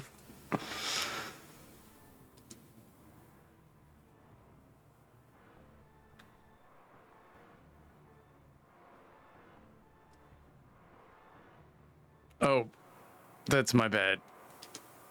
Can you repeat what you just said? I got this. Oh, he says that there's a difference in I said, gore blood and guts, whatnot. viscera, dead bodies. Those are one thing. Dead animals on the side of the road. Roadkill. It's just kind of gross. It's the same kind of thing as like milky beef chunks spewed out all over. Yeah, Mark Zero is rolling, and he rolled a 50. So what does that mean? Go down? That As means you you take fail. stress, as the room smells really, really bad. This stuff is everywhere. And to make matters worse, you see, Mark Zero, you see maybe the thing that actually gets you. It's not really the vomit so much. It's that Glenn Space takes it straight in the face and his mouth is open. It sounds about right. As if like, It's as his cow. you see him This is even like real swallow. cow. As he's like, and he's fine. Like he's just like floating there. Even Dr. Adams is like, damn, dude. Jackson, how about you? This all. Yeah, I think Jackson spent enough time in prison that this kind of disgusting stuff. You made alcohol out of this shit. You're fine. What's that shit called? Yeah. Like the toilet bowl alcohol? It's got a horrible name. Anyway, Yeah, I did take a stress though. yeah, John, that's like a thing. They used. It's called like kombucha. Anyway, All right. So, come on, that's fine. Jesus, lady, I thought you were hungry. The hell's wrong with you? As she starts like arching her back and shaking, as Adam says, this young lady needs to go into stasis. Something is very wrong. Well, put her in stasis. This is a med bay, isn't it? As she starts yelling, it's a hoarse yell, and it's almost unintelligible, but you get the idea that she is hungry, as she's banging on the metal table. Her fist is starting to dent the metal. Doc, you got to put her down. As Adam says, I'll get a tranquilizer, as he, of course, doesn't have one right there. He turns around and floats to the other side of the room as she's... You guys are right next to her, right? Yeah, Jackson's going to try to hold her down. Yeah, I'll help. she's a 20-something, or young 20-something-year-old girl. She's fit. You can tell, like, it's not like gym style fit. She's not thick, but you know, she's athletic, but has been in stasis, so she's very strong. But you're an ex-Marine, as you know, who just drank a ton of egg whites. You hold her down, but she's resisting. What about you, Mark? I'll get the legs. The legs, as you get the legs and almost get kicked in the face, you get the legs down. How about Glenn? Yeah, I'm helping with her other arm. I'll run to the other As you got side her of the other table. arm, she's just resisting as the doctor comes back and gives her a juice, a sedative. As she sits there and she kind of like calms down for a second, as her eyes open, she looks forward, and there is a kind of anger that would make a normal person have great pause. Shit. In this moment, what do you all do? She does not look sedated, by the way. What's your name? How can I help you? So that's what you do. What about the rest of you? Doc, you got any restraints? I'm not sure how long I'm gonna be able to hold her down. He's right next to her. He's like, yes, just the compartments, as he points. Okay. I look over at Bray and we just start manhandling her that way. As she lashes out. And as she does, she roars. A hoarse bellow. It's just like, I am woman, hear me roar, or Yeah. I mean, it's not inhuman, but it's like maximum. Her face is bloodshot. You see the veins in her face. You see in the sclera in her eyes, blood vessels burst as her eyes turn red because of it. As she grabs somebody. We're going to find out who. So it'd be 1, 2, 3, and then 4. We'll say 5. I love the D5. 5 means she whiffs. So, Arthur, you're not there. Roll me a D5. And really quick, I'll tell you who's who. 1 is Glenn Space. 2 is Jackson. 3 is Mark 0. 4 is the Doctor. 5 is whiff. 5. As she breaks free for a moment and almost takes Jackson, almost takes your face off. As there's a strength there that isn't right. There's something wrong with what's going on. She just lurches at you, like tries to grab you and bring you to her. As she slams her elbows into the table, and the table just goes and dents. What do you guys do? Doc, what the fuck? I start singing. I don't know, like a song, like from back home, like a lullaby. Yep, you do. Yeah, you keep on doing that. Go to sleep. It's okay. You're going everyone to be roll. fine. Everyone roll body, because Glenn Space is doing that, and that's going to cause stress. Are you sure it's not a sanity check? I'll go sanity. Actually, I love that. That's a great sanity check. Okay. Failed. Glenn, you don't have to roll since you're the one doing. You're over there like whistling and humming to yourself. You see me in the corner like ah. 89.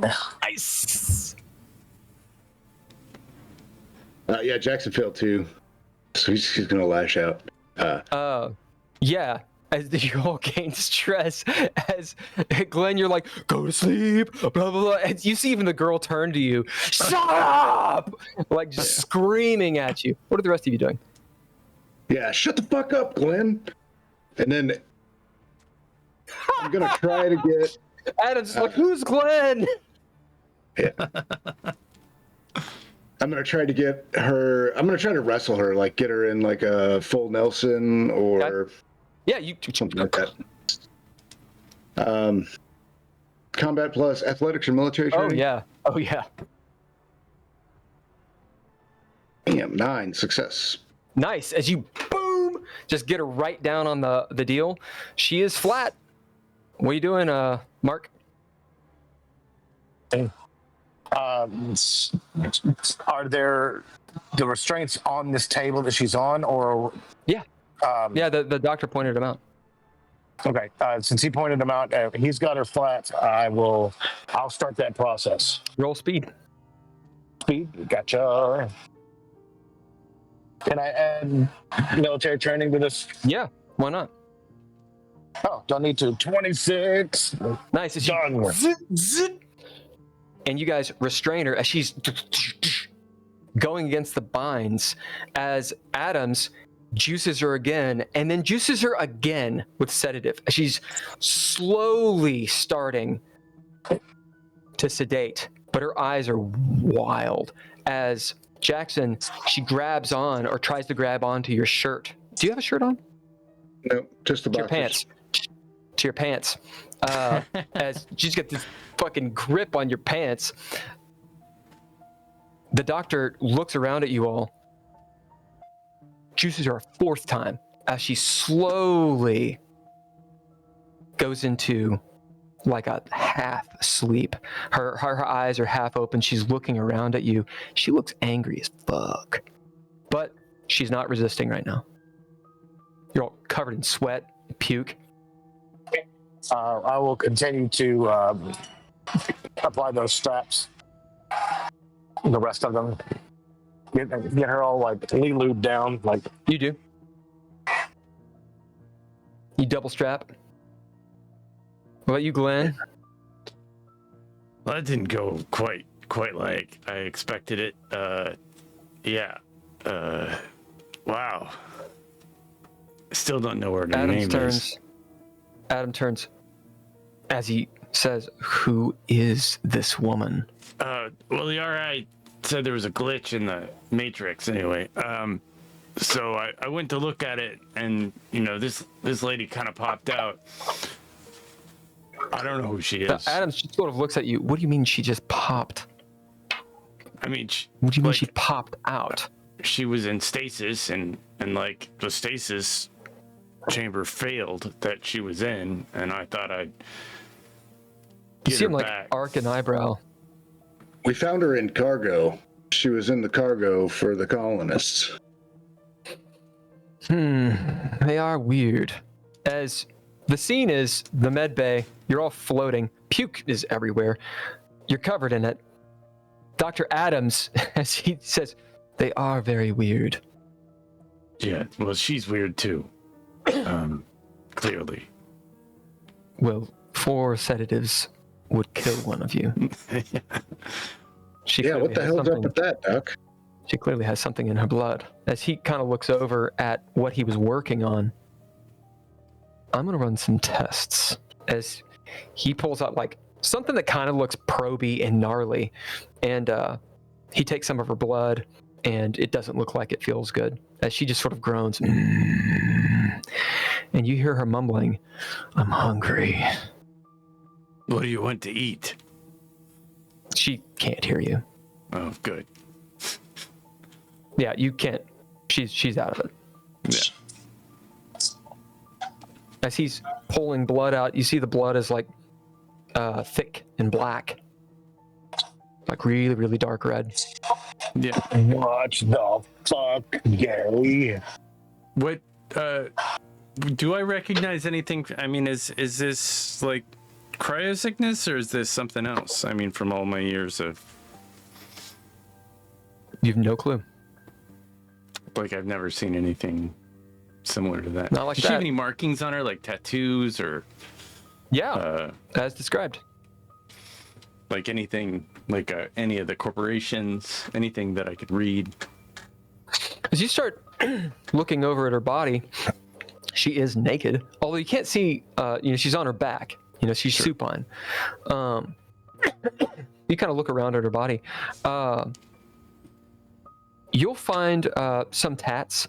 They look like stick and poke. Let's see. While he's doing that, what are you guys doing? Jackson got into the baby wipes again and started removing all the vomit. Good. Yeah, cleaning up the room is good. Martina doing the same damn thing. Yeah, you guys know that can get stuck in bad places and then bad will happen. Arthur, you're finished with what you're doing.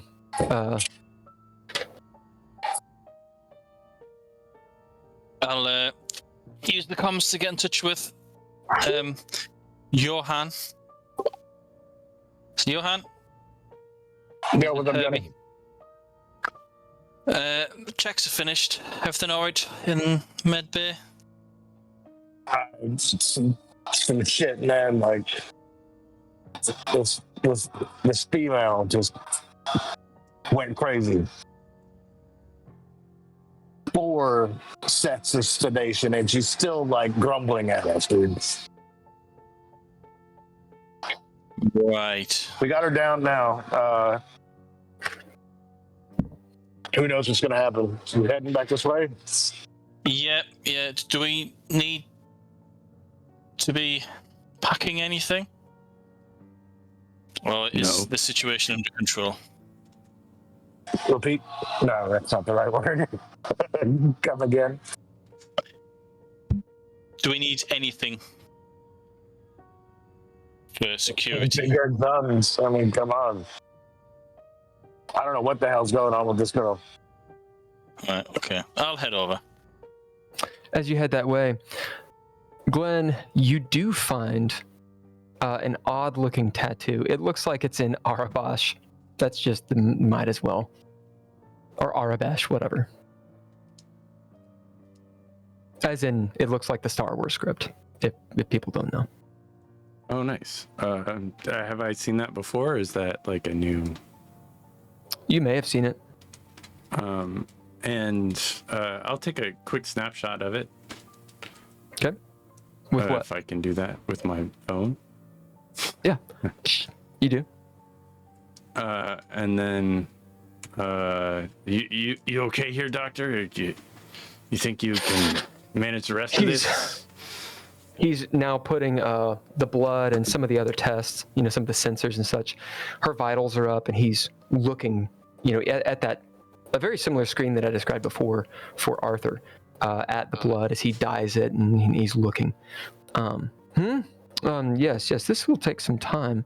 Science is slow, young man. What did you do? What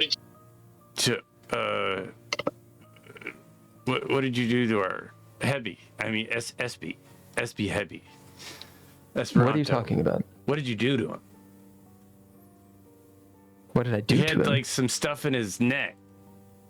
I was taking blood samples. I'll have to take blood samples from all of you, by the way. There could be a pathogen on board. Yeah, I told you that when we first got. I feel like I said that to you when we first got here. You see him just sort of standing there. Well, if there's a pathogen aboard, it would be you all who brought it. I told you that we. All right. Yes. Well, I'll need to take your blood. Whatever. Take her blood. Take my blood. Would you like to do that now? Yeah, just be nice. Don't head a nerve. As he gets you, stings. He'll take all of your blood if you let him. Yeah, I'll let him. And I'm gonna say that Marchito's got his AB positive right above his. Yeah. Jackson, part. you down with this? Don't know. Yeah, get what you need, Yep. Doc. He does what he needs. And he starts looking. Are you guys doing anything in here? As Arthur, you'll get back. So what did you give me earlier? Like when we first got on, and I was like, oh yeah, there's that station crud. What is that? Is that just a gonna help? cocktail of my own of antibiotics and all sorts of things. I don't know. This is something a little bit different. Could be a pathogen, could be a chemical of some sort. Arthur, I forgot to mention, as you come back, you move past some of the cryo pods. You see that they're heating up, as in the colonists are waking up, right? It takes a long time, right? Because they're programmed to do a day later, but you see that process it has started. So here in 20 hours or whatever, they will be awake. And we did it for all of them, didn't we? Especially the 3. You did it for the 20. The ones in cold storage won't wake up till you right before campus. That was my question. So those are the 20 that are starting to get up. Okay, go. Correct. Okay. We don't have much time. All right, as you get back. Right. What's going on? Yeah, we You see the place is a wreck. we should go. Is there still vomit floating around? Yeah. No, maybe a little bit. It smells bad in here, but two of your guys have cleaned up most of it at this point. Okay. We Sorry, should go. What you said? Oh, we should go and figure out what we need to do next. What the captain told us to do. You know, that's what we need to do. That's why we're up early, fellas. Well, I've done my checks. So You gotta keep them out of the cargo bay. Yeah, I might need some help in the cargo bay. I mean, it seems like there's some malfunctions. You know, lifting things, moving around. I don't know, stuff like that. Gary, I'll come help you. Yeah. Oh, Okay. and we have space rats. Yeah, and I'll help take care of that. Thank you, As Doctor. Adams kind of like looks up and you see him actually, thank you. He's a little flustered, but he's looking at now these two diagrams or displays from his machine. He seems pretty engrossed in his work. Your guy's blood he's put off to the side, and it's all being analyzed by the computers.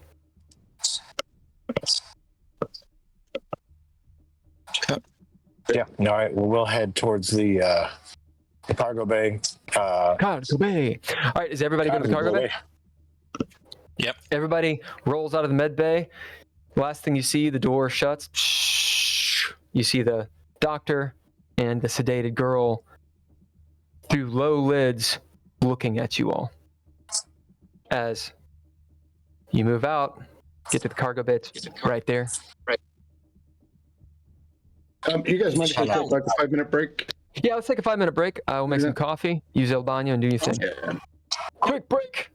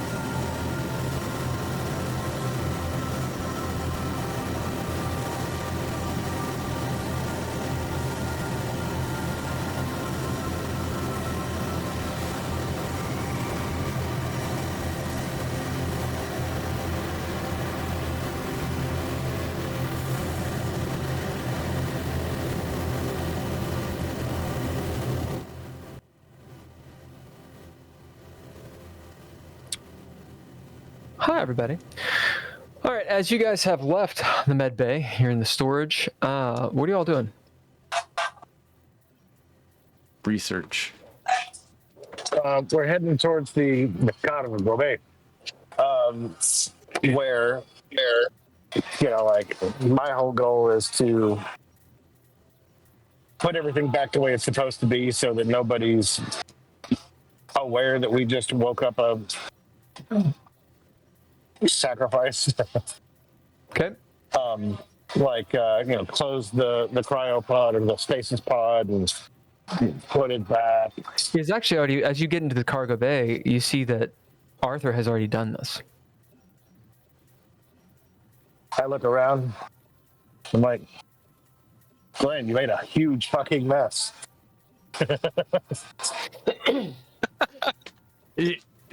I'm an artist. We artists, we're not conventionally, good at things like you guys. We just kind of go with it. All right, so what we're going to do is we're going to go into an action, because really the only thing that's going on between now and your deceleration burn is the cryo pods opening up. So are you guys doing anything? I don't want to go moment to moment, because we'll never get anywhere if we do that. I would like to research this, get with Ian and research this tattoo. Where it would come from. Sure. Sure. So you will see, what terminal are you going to go to do that? The one in the, I guess the one in that. In the cargo bay? The cargo bay, yeah. Okay, that's a terminal 3, so it's a dead dummy terminal. You also have one in your room. Oh, is it the same? Yeah, it's a level 3. It is a level 3. I might try to see if I can get a better terminal. Well, one action. What are we doing? All right. If you want to find it, you can find one at level 2. You have to go to one of the I'll go not back the command to the med module, bay, but and okay. After, there you can get a level 2. Yeah. Sure. So that's what you're doing. What about the rest of you? Jackson's going to stay in guard at the door. In Of case the med? No. Of the cargo bay. Okay. In case the colonists come through. Yeah, he's not going to let them in there. Okay. Yeah, we've got All right. we've got less than a day for the cargo for the colonists to thaw out. They've only just started warming up. I How will much let time did you? everybody... Go ahead. Sorry, go on. Go ahead. You were in the middle of something. Yeah. How long did you say? It was less than 24 hours, didn't you? About 20 hours. Yeah, about 20 hours. So yeah, I'll tell these guys. Yeah, it's about 20 hours left. Do we now need to set up the stickers, the barcodes for each one? I thought we already did that. Oh, Yeah, I thought we got all that done. Yep, you have it all done. I just wasn't sure. Well, I'm not sure if there's anything to be done now. I know. It's like you guys did not procrastinate. Right. I will let everybody know that the drop ships are ready to go. Seems like they're pretty ready to go. They just need to be fueled. They're not keeping fuel in them like during jumps and shit like that. So it's not going to be a fast getaway if we need it, but it's a possibility. It's just to figure out a way to start the fueling process. Which I don't know if it'll take too long or not, but there's that. And then other than that, I will stand guard outside the medbay, which should be in that same like little corridor where Jackson is. Yeah, so that's the question. Jackson, if you are trying to prevent the colonists from getting into the storage, that means that you would be in the next corridor. Right? So you have like some of their pods, the storage, the corridor with the med bay, your guys' pods. It's kind of like that. Meaning that Mark, you and Jackson would not be in the same corridor. Okay. Okay. Okay.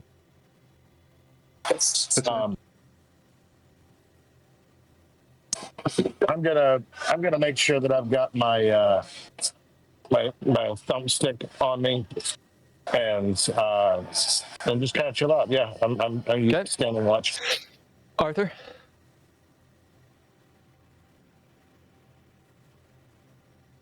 Okay, the toolbox back to Glenn. As do we just hang around? Thanks for that. I kind of forgot. Yeah, you note, I mean, you're kind of hanging. It's been like 10 minutes. You got 20 more hours. Head back to the doctor. Yeah. Let's So like- you, Glenn, and the doctor are in the medbay. Yeah. Right outside is Mark Zero. Yeah.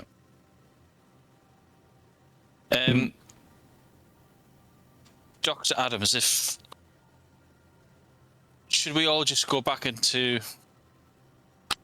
Well, we can't go back into status now, can we? Because we've woken up.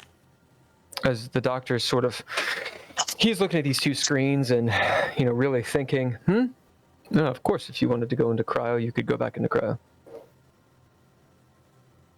I think it would be maybe a week deceleration burn, potentially a week and a half, as he's sort of doing his things.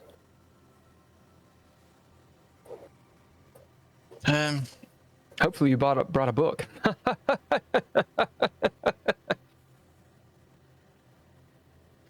Could start reading, I guess. 20 hours. Is there anything that Doc, is there anything that you need us to do before we go He off? kind of looks over. Do you know anything about biology, medical science, chemistry? Nope. Nope. He kind of looks at both of you. Then both of you should probably leave the medbay. Okay. Head on. Do you mind if I do a little research at this terminal, Doc? Why are you accessing that terminal? The captain kind of put me in charge. I'm just kind of looking at all the tertiary systems, making sure we have backups and engineering just in case. For the first time, I mean, he kind of sees what you're doing. This is a medical terminal. Yeah, and I'm also curious about where that tattoo is coming from on that lady. What tattoo? As you've piqued his interest, he kind of floats over. Well, I can't read it, but yeah, this is a tattoo on this lady. I see. Do you show him it on your phone or? Yeah, I'll show him on the phone. I was gonna interface with the RI, see if I can get a little history. No, don't worry about the RI. He's an idiot. As you see chatbots like. Aw. As the doctor is looking at the symbol. Well, truth be told, I can't read this either. However, I do know it's corporate. Who is it? Which one? My best guess would be Alia Lumo. But that's only because we're near their controlled territory. Isn't that who chartered this ship? I mean, it's my guess. Deep space, technology, weird things. He kind of nods. Yeah, so... It could be... It could be Telmar. If it's Telmar... You see, he's very interested. I have a certain R&D program I've been attempting to get on with. It's a bit of a pet project of mine. I wonder, he kind of looks back over his screens that no one's looking at. I wonder, he just sort of stops thinking about you and the girl and moves back over to the screens. You see the blue and the green, giving him the evil doctor look from the light as he's looking through notes and holo projections and such. But as such, you're free to use the terminal because he's forgotten about you. Oh, nice. So I'll keep working with the Ian. And I might ask him about that. I might ask Ian about. Okay, let's think about one action because I don't want to. have like a, vocabulary fest. To research What's the main thing you're trying to get? Yeah. To research Okay. the tattoo. So you start researching the tattoo. There's no roll needed. It just takes some time. It is not readily available information, and at present, you're not like connected to the internet or anything. You guys are pretty far out. You haven't caught a relay, as it's technically been like 30, 45 minutes. Sorry, it's been like an hour since you popped out of the jump. So the systems just aren't up yet. But as Ian's going through it and going through computations, as it's trying to decode it, Ian will tell you there's nothing about this that excuse me. There's nothing about this that blatantly says who it's from, because they're actually just words. Like it's a coded message. The real question is who uses that code. And so he's going to have to decipher it and figure it out that way. So it'll take some time. All right. All right. And then I'll just message the engineer. I'll ask the. He's not awake yet. He's not awake yet. I might go up to the crew quarters, see who is awake, and see if I can help out around the station for the next week. Okay. Or on the ship. Yeah. So what we'll do is you're going to go up to the crew and to the crew quarters, and we're going to move forward a little bit. Essentially, not to stonewall you, but they say no. They say, you're a passenger. We don't care what the captain has said, in so much as he's given you some liberties, but you are a passenger. Stay in your lane. That, when you actually get to the crew quarters, it's the first time, Glenn, that you actually meet real resistance. It kind of doesn't matter what you say. These crew actually, they are actually competent, and they know what they're doing. And as they're waking up, they're like, hey, as you're kind of like floating around, getting into mischief, saying what you do. Finally, one of them turns. It's not a security guard or anything. He says, hey, listen, if the captain said you can do something with engineering, you can do that, but you need to let us do our jobs. And they politely tell you to get the fuck out of the crew quarters. So it's kind of one of those situations. I'm not trying to stonewall you, but they just don't allow you to meddle, right? If you want to try and hack or something like that, you can attempt to do that. But again, Well, then you I'll may face the consequences of that. Then I'll get with Mark Zero and see if we can come up with a strategy of getting the RI out of the system. Okay. As you guys kind of talk, spitball some ideas for a little while, a day passes. In that time, you do what you got to do. Take turns, go take, use the shitter, etc. And the deceleration burn will begin. As you guys brace,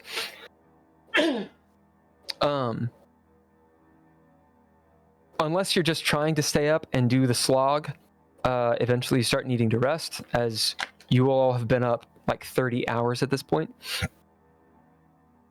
But we fast forward to the point where the colonists, specifically the 3 of them, wake up as they come out of cryo. They don't rush. Really, the only person that is there to see it is Jackson, because you're literally in that module. You can be communicating as much as you want, and they pop out. They're in a single room, with their 3 or 4 beds, and you see Hannah and Billy and the other one, whose name I don't think you know. Get up. He's just this red-haired, ginger. And looks like maybe some of them have some Gesundheit. Some of them have some cryosickness, and they're just going through the motions. It's a good hour or 2 as you're kind of sitting there. I'm going to say that all of you are pretty tired. The ex-Marines among you, you're used to being able to pull these kinds of shifts. Glenn, I'm gonna say there's an argument that you may have done this kind of stuff because of engineering and such. So no one's getting any negatives right now, but thematically, you're tired. All right. I'll So the probably go action. to sleep when I get tired. Sure. Okay. So then for this, you are actually asleep in your room. So the action is on Jackson as you see Billy exiting their personal cryo chamber of the 3 or 4 of them. There's actually 4 beds. One of them is still asleep. As Billy pops out and looks up. Oh. And Enrique. I didn't know you were... He kind of looks around. I didn't know you were awake so early. You see him he looks into the cryopod at Hannah. Some of the passengers are awake. Hannah? As she kind of pops her head out, she smiles. Oh, Enrique. Yeah, I wanted to give you guys a message. So the ceremony that you guys had in there, Mm-hmm. I don't know all the specifics, but somehow they found out about it. They kind of look at each other and look back at you. Yeah, and that's why I wanted to give you this warning. If anything like that happens again, they're going to turn you over to the authorities at campus. You see them kind of look at each other. They exchange some sort of glance. It's difficult to read them. Billy is a little maybe easier to read, as he looks confused and not at a loss, but just, it's like he doesn't quite know what to do. But neither of them are scared, like at all. As Hannah kind of is looking at him, she puts her hand on him and she looks up at you. Thank you very much, Enrique, for letting us know. Yeah, no problem. So I'm going to be You're watching the welcome cargo at our bay. next ceremony, by the way. Oh, well, thank you. I appreciate it. It will be on campus with the rest of us. Okay. Well, I'll see about that. She floats, or she doesn't float, she walks up to you because you're in the deceleration. She walks up to you, obviously kind of weak, puts her hand on the side of your face with the scar. I would really appreciate if you came. Yeah. We'll see about that. We'll see how this next week or so goes till we get there. But I can't have you guys poking around in the cargo bay anymore. Because if you guys get turned in, they're turning me in too. She nods. She takes her hand off you. She says, "We have nothing to hide." Yeah. As you look at her, if she's lying, can't tell. Yeah. Open fire on a spaceship. They weren't too happy about it. Oh, posh. We had it under control, and well, I shouldn't tell you this. I shouldn't tell you this, but while we don't own the ship, we're fine.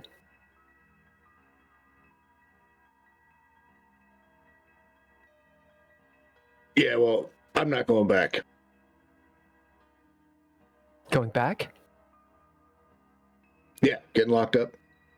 Not going to happen. You were locked up? You hear Billy go, "You were locked up? What did you do?" Well, let's just hope you never find out. You see Billy looks, maybe there's a little bit of disgust and fear and, oh my God, on his face. Hannah looks mildly turned on.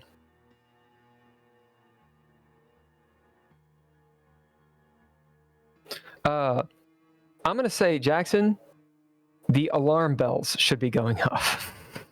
Oh yeah, for sure, for sure. Of danger, danger, crazy.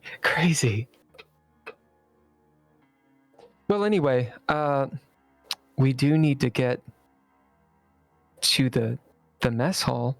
Would you like to escort us? Yeah, I can escort you through this cargo bay here. As she turns and to the ginger and to Billy, come on. As they pad behind you. I'll lead him through to the other side. As the door opens, you see Glenn's face with his shades on. Arthur, you're there as well? As they're just like all at the door. Oh, you see Hannah, Billy, and this other guy, redhead guy. I thought I was asleep. Oh, did I say? He's talking about me. Yeah. Mark's hero. My bad. Sorry, I can't remember the 3 fake names everybody has. Yeah. My bad. You did this. This is something you did. You're like, come up with another name. No, I didn't. I didn't do that. You did. All right. So, also space and zero are like the same thing in my head. It's like the absence of, you know. Yeah. So as we move forward, they go to the mess. You see the meal plan has changed for passengers now have woken up. You guys had access to the crew stuff that was provided, and now the passenger stuff. It's lovely turds, you know, soft serve. As they eat what they got to eat, and kind of talk to you or try to about various things, just anecdotes. Hannah is not annoying, but she asks about your prison time. She learns more about you. You realize than you want to. You realize she's a social engineer. Jackson was gonna stay in the cargo bay. He stays in the. So we just escort them. I see. Yeah. Does anyone go with them? Okay. No one goes with them. They're in there by themselves doing whatever they do. My whole goal here is to make sure that they don't see into the med bay, and that if anything goes wrong in the med bay, nothing comes out. Yep. As luckily, in your favor, it seems like nothing happens. They pad all the way back. They don't even glance in the med bay. There will be a point where the lights go off in the med bay. The doctor comes out, locks the door, and he goes off to sleep. Yeah, and so now the colonists have gone up. I want to talk to him real quick as he leaves. Yeah, you and Arthur are there as Adams comes out. He looks tired. That you did. Is that going to last for a while, or? I'm sorry? The girl, because she needs to go into the girl, she's going to wake up.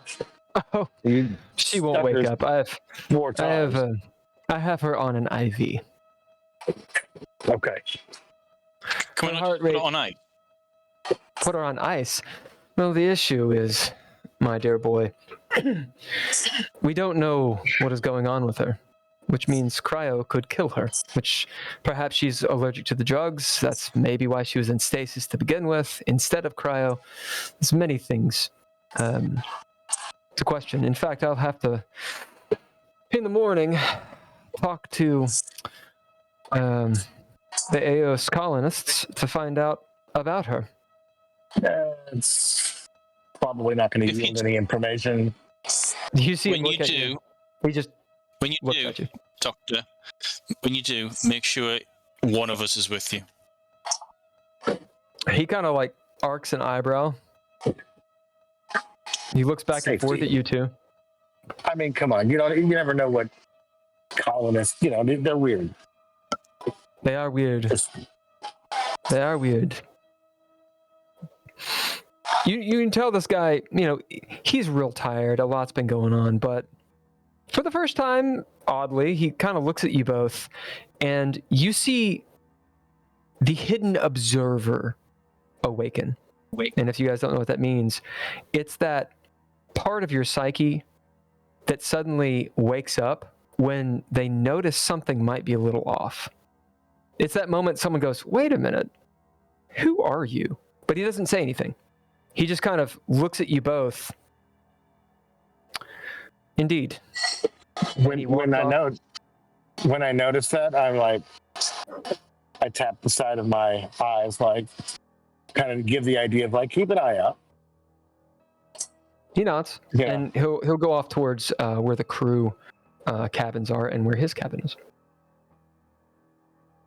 As you're all standing in the corridor, alone, Jackson, you're on watch, all tired. Haven't seen Ivy in a while since she woke you up with the XO. I just had them go back and not interrupt. So the doctor walks off. Let's take shifts. Forward leap. Sounds good to me. You do know Maybe that 6 you locked hours the door. before this. Yeah. Right. I'll take the first shift. Make sure if the Thank call God, comes I've been through, up for 30 hours. Yeah. Right. Get yourself away then, and I'll just wander around corridors and every section that I can get to. Leave the crew quarters, but the mess hall, cargo, the corridor, past the med bay. I'm not going to try and break into any rooms. It's just, I just want to be a presence, eyes and ears, and that's it. You move Are you through. armed? Yes, I'll have the scalpel hidden away, and the gun tucked. As Behind. you move through, Good. you move through. Then I'll keep my thumb straight. Here and there, you see, you pop by. You see Jackson, who's just standing there like a sentinel. Your other two crewmates are sleeping. The ship is extremely quiet, save for the thrumming, distant thrumming, just through the vibrations of the engines pulling a full burn as you all decelerate into the system. But otherwise, nothing moves. Every so often, maybe there's a jiggle. Nothing untoward. And it's like late night security guard shift duty. Just nothing is happening. You find your mind wandering. Every so often, maybe you're staring out. This is for Jackson and Arthur. Maybe you're staring out the window, seeing the sun.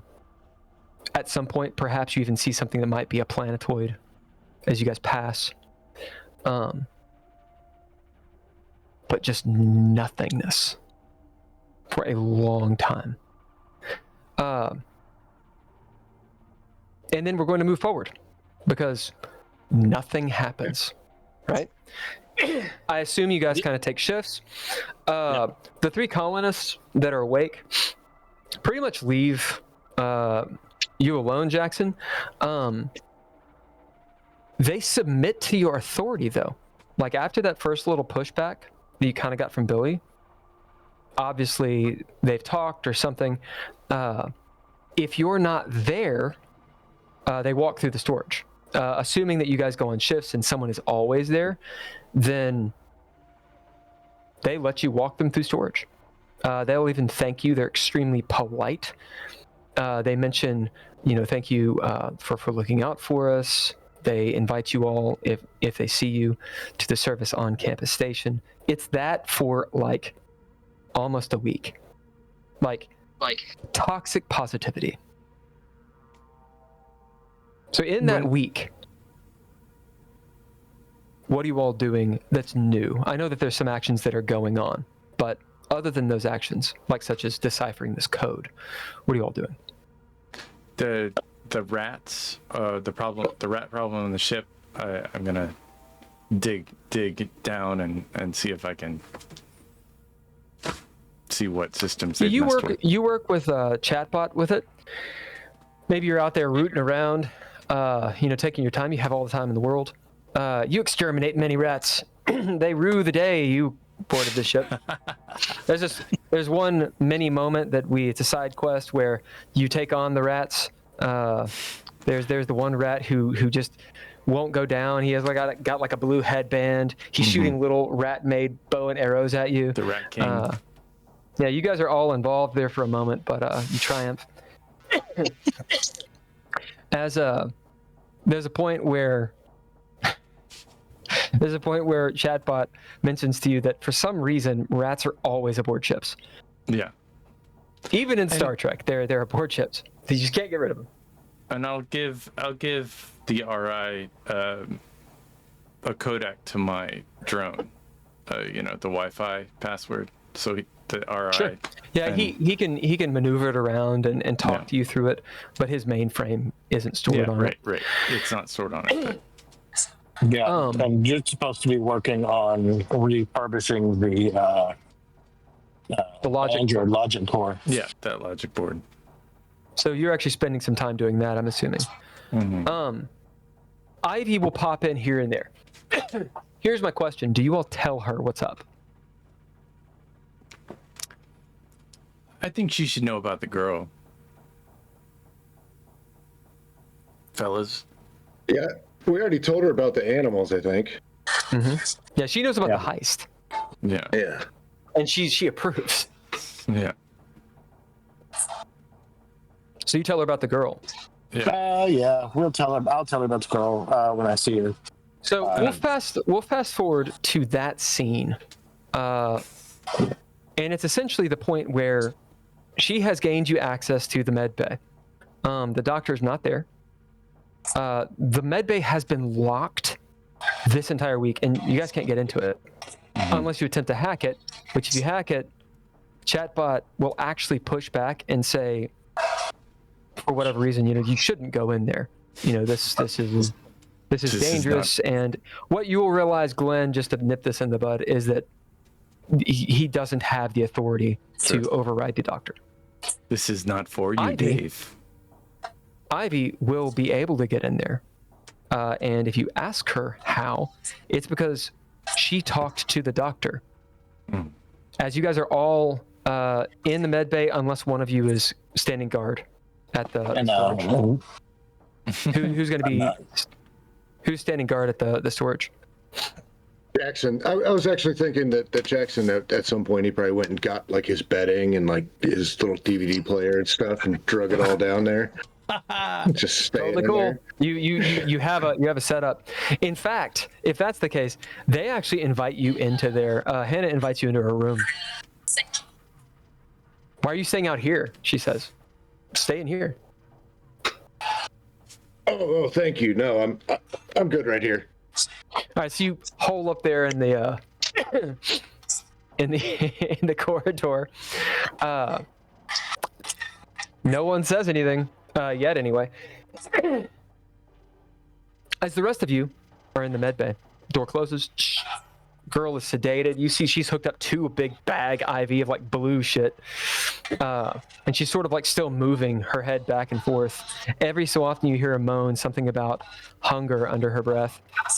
As Ivy's standing there, she says, "I was wondering if you were going to tell me." You've been square. You've been rubbing elbows with the XO and rubbing something.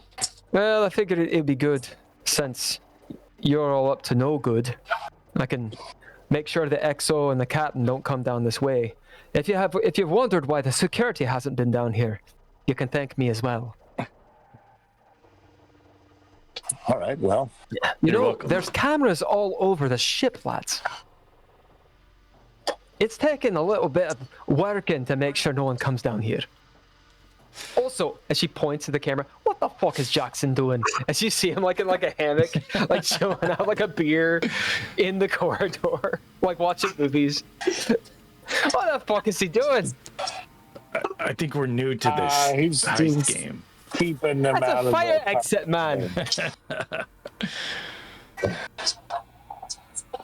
Well, maybe he's worried about whether or not the people next to him are up to the exit seat protocol. Whatever, I know he caught some of that sweet 20-year-old pussy. Anyway, what about this one? She points at the redheaded chick. What'd you all do? I didn't do anything this time. Nope. I have been trying to make sure that this is being handled. You would be proud of me, Ivy. I And the cryo. She just turns over to Glenn's face. What'd you slip her? I know you're type. What'd She you woke do? up like that. She woke up like that. There was a problem. Please, with she didn't wake up like that. She did. She hasn't got. You didn't even get her some clothes. You've had a week. I thought the doctor would do that. Honestly. Have you seen him? Yeah. Well, let's get her. I'll get her some clothes. Yeah. Why don't you do that? Well, it seems like you would be better suited to get her Get out. clothes. Do than it me. now. As she Highlanders you out of the room. All right. What do you? What's Arthur and Mark's here done? Before Glenn heads off, I'll say, whatever happens with the girl, it's on you, Glenn. This is all you. No, it's well, you know, it's fine. She's fine. I'm fine. We're all fine here. You know, cat's out of the bag. So what? What we gonna do about This them girl's colonists? worth something. You know, there's something up with her. I bet the corporations would pay 1 billion credits for this. Whatever. you want to sell a girl? Well, I mean, not sell, but She just pushes you out of the room. Find her some pants. She turns and she rounds on you, Arthur, and you, Mark. Hands on the hips. Okay. So you say she was hungry and that happened. How are we going to keep the colonists from seeing it? So far, I've been sitting outside the door, making sure nobody goes in. You know, when we get to campus station, the security will come down here. Those colonists, you can't keep them away from their own storage. She needs to go back in the ice. If she dies, she dies. She just looks at you and shakes her head. You don't know anything about her. You didn't know anything about her. We know that it takes 4 sedatives to sedate her, so there's something wrong with And her. she's strong. And she's hungry. Yeah. You see Ivy kind of is look around. Way stronger than she looks. Like, There's a, it took me and Bray holding her down before we could get the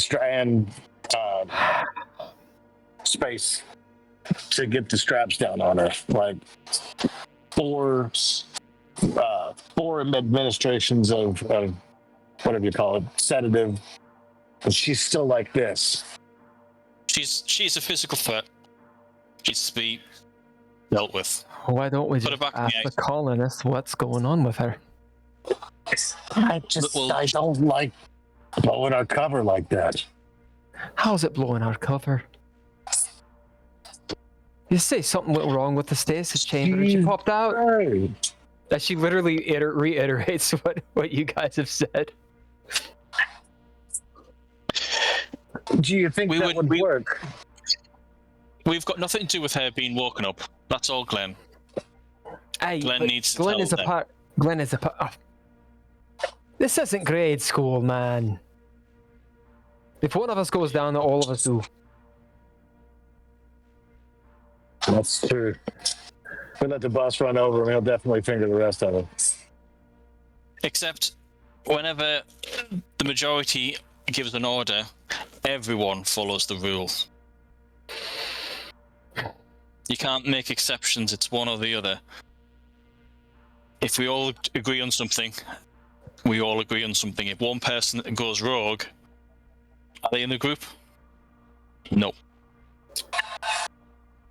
She does the 2-finger point after like a long pause. Now listen, I'm working for all of you. All right, we're about to pull. She kind of turns around, looking over her shoulder. A pretty fucking serious heist here. We can't be having that kind of talk. Right, we just need. I don't think we should talk to the colonists about the girl because then they'll know Didn't ever check everything else. I don't know. The problem I don't is know. if But find if I'm not the kind of y'all don't pay me for my mind. You'll pay me for these guns. So whatever you need. the problem is the doctor knows. What does the doctor know? Has he knows. found anything out? It's been a week. But he knows that she was in stasis and y'all woke him up or woke her up. We never told He's her gonna we speak- told her to work her. Well, he knows. And actually, the again, doctor said Glenn he's told gonna- her. Doctor I said he's going to speak with the colony. woke her up. Yeah, Glenn said that there was a malfunction and that she popped open and he found her. The doctor's going to speak to the colonists. Glenn has the explanation as to what's gone down. He can give the explanation. The rest of us stays out. Therefore, there's no connection between us and the crates. The heist continues. Glenn talks his way out of it. Things move on smoothly. Do you think I we like should this move? plan. Do you think we should move the storage to them drop ships? Or do you think we should keep it there and let the crew unload naturally? I think we should let the crew unload naturally, but always the thing is we'll have to fuel the drop ships, and you'll have to block that from everybody else knowing. Also, they're not gonna appreciate us taking one of their drop ships, and they'll know it. Also, where are we gonna go? I mean, there's a few planets in the campus system, but they'll get picked up right off the bat on a stolen The drop whole ship. point is for this to get off. Let the ship keep going. Sell the pets, and then go someplace else. So we've got to go to campus station. It seems like that's the move. Yeah, All right. that's where we'll try to fence the dogs. I'll do what I can. I'll try to pay off the doctor. We don't have many credits left. But hopefully he's a bit of a scumbag. I think the doctor might also be just naturally curious. So what? Oh, and also there's a pathogen that's been brought onto the ship from the station. A what? Yeah, you know. All right, I'll find out about it all. All right, lads, don't get in any more trouble. Christ, as she turns and leaves. Yeah, but that's what I'm best at. As she walks away. You hear her stop and then keep on going. Okay, as we move a little bit forward, Glenn, chatbot, whoop, I've found it. What do you find? Keeps repeating she's here. We've been working on a lot of shit, man. You got to be a little bit more clear with me. What'd you find? It seems it is a serial number. It scrolls out in text. Shit. The tattoo. My best guess is Alea Lumo. Yeah. There's a location, but I've never heard of the installation. Okay. What is it? It is a serial number. Oh, that's the location? It's a serial number? No, there is a serial number and a location. Okay, what is it? He gives it to you. I'll take it. You do. It's this, I would keep this between us. Don't tell anybody. If you can. Why do you keep so many secrets from your crew? Well, I mean, I guess if they do you not asked or trust whatever. them? No, I do. I trust them all. I just, You know need that to is a level of lying. It is interesting to me that humans consider forms of deception in levels, when all of it is actually deception and lying. This would be lying by omission. Yeah, if that's, but Alea Lumo was lying to us because they didn't tell us what was going on in the stasis, and we're That is concerned considered prevarication, Glenn. You're rationalizing lying to your crew. Why? I tell him everything. I haven't lied to anybody specifically. I just, I'm just doing my job. I notice a certain degree of deception with you. How is the logic core coming along? Well, it's moving. I will think require that to be fixed before I do anything for you. Past Mark this is point. And he goes off. Mark is helping with that. I'll go check on that right now. Yeah, you notice that the face is gone and he doesn't talk to you anymore. So I guess I'll go find Mark and see where we are with that. You do. You guys go through shifts of wakefulness and unconsciousness, etc. You are where you want to be. I'm assuming some of you are together talking. I'm assuming Jackson is hanging out watching another movie. And we'll head to that scene. So yeah, we got that core cleaned up. Yeah, I mean, I've been working on it for the last week or so. I know we're getting close to the station, so the RI won't work with me anymore until we finish it. So I feel like we burn the midnight oil or the midnight. Well, where you at with it? 'Cause you guys are 2 days from campus station. You can actually see it. It's small, really small, but you can see it orbiting a small planet. It's not class M. I forgot what the class is called, but it's a habitable planet. It's just smaller than Earth. Mm-hmm. As you can see like little sparkles around. It's the satellite arrays, different ships. You see a couple large ships. And when I say large, they're extremely small. You're 2 full days away from this place, traveling very quickly. But yeah, you can see some of the ships, capital ship looking things. This is a C class station, but as you're on the fringe, it's like that one gas station in Death Valley. Like everyone kind of has to come to it and then move on to somewhere else. So it's like a whole market and a gas station. Very, very, very transient. In fact, there's probably a lot of crime. Yeah. It's some really badass knives at that. Really badass knives. Station. So, question, do you finish the logic core? Because I know you've already rolled for it. Yeah, I don't remember what I rolled though. Or did you succeeded? Oh, okay. Yeah, it's finished. Okay, as you finish it up, assuming you present it to Chatbot, he reappears. I'll ask Mark to join me for that.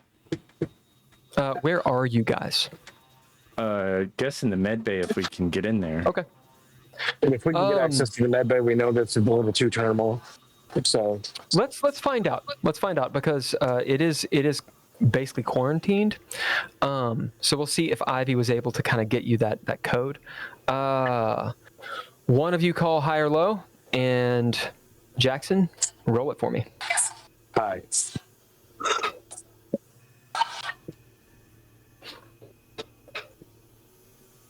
Don't think he heard. 6. Oh. Yeah, sorry. All right. I had to pull it up. Just barely. You guys haven't had access for a long time. There's a moment where maybe you contact Ivy, and begrudgingly, she gets you the code. Really quick, let's do a little quick maintenance, NPC style. Let's have a roll for her to see how well she ingratiates herself upon the doctor. Basically, the biggest loose end you guys have right now. So let me find her stats, and I'm gonna have you guys roll for her. Where are you, Ivy? Ivy Dukes. She's the first one. Okay. We're gonna say that this is based on instinct, which is one of Contractor's stats. She's got pretty high instinct. So we'll have Arthur. You roll one of the d10s. We'll say that that's the tens place, and we'll say Jackson, since you've kind of been out of it for a while, you roll the other one. Got a 1. Jackson, what'd you get? 5. So 15. Her instinct is 30, which is, so you guys know, pretty high for contractors. And so you know, her loyalty is 30, which is exceptionally high for contractors. As she sends off this this code to you, she'll send it to whoever asked. So if it was Glenn or Mark. I probably asked for it. Or Okay. we both She sent did. it to you. She says, don't let anyone know. And she also says, I've got We computer owe- skills. I believe it. she says, we owe the doctor a lot of credits. He wants How much in. is a lot of codes? He wants. He doesn't want. them. He wants in. He doesn't know about the actual heist, but he knows you guys are doing a job. You're on a job. You're going to get paid. And he wants money. So let's find out how much money he wants. Yeah. Everyone hate on me. Let's find out some creds. I like that idea, the loadout thing. Load out. Roll your load out. Paid 7. Autobots. Load up. Load out. Isn't that where you do your credits? No, it's not under. I thought it was there. Where do you figure out how much credits you have? There's You guys know? credits. Yeah.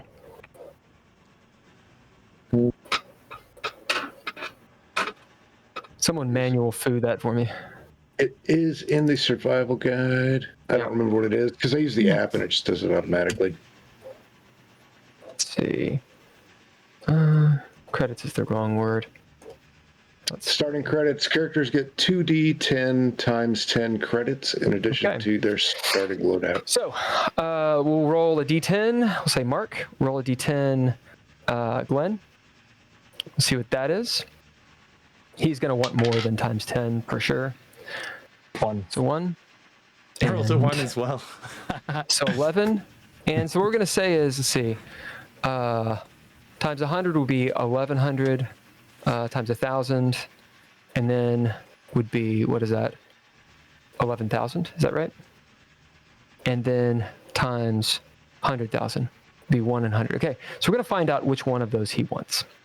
Is he lowballing you?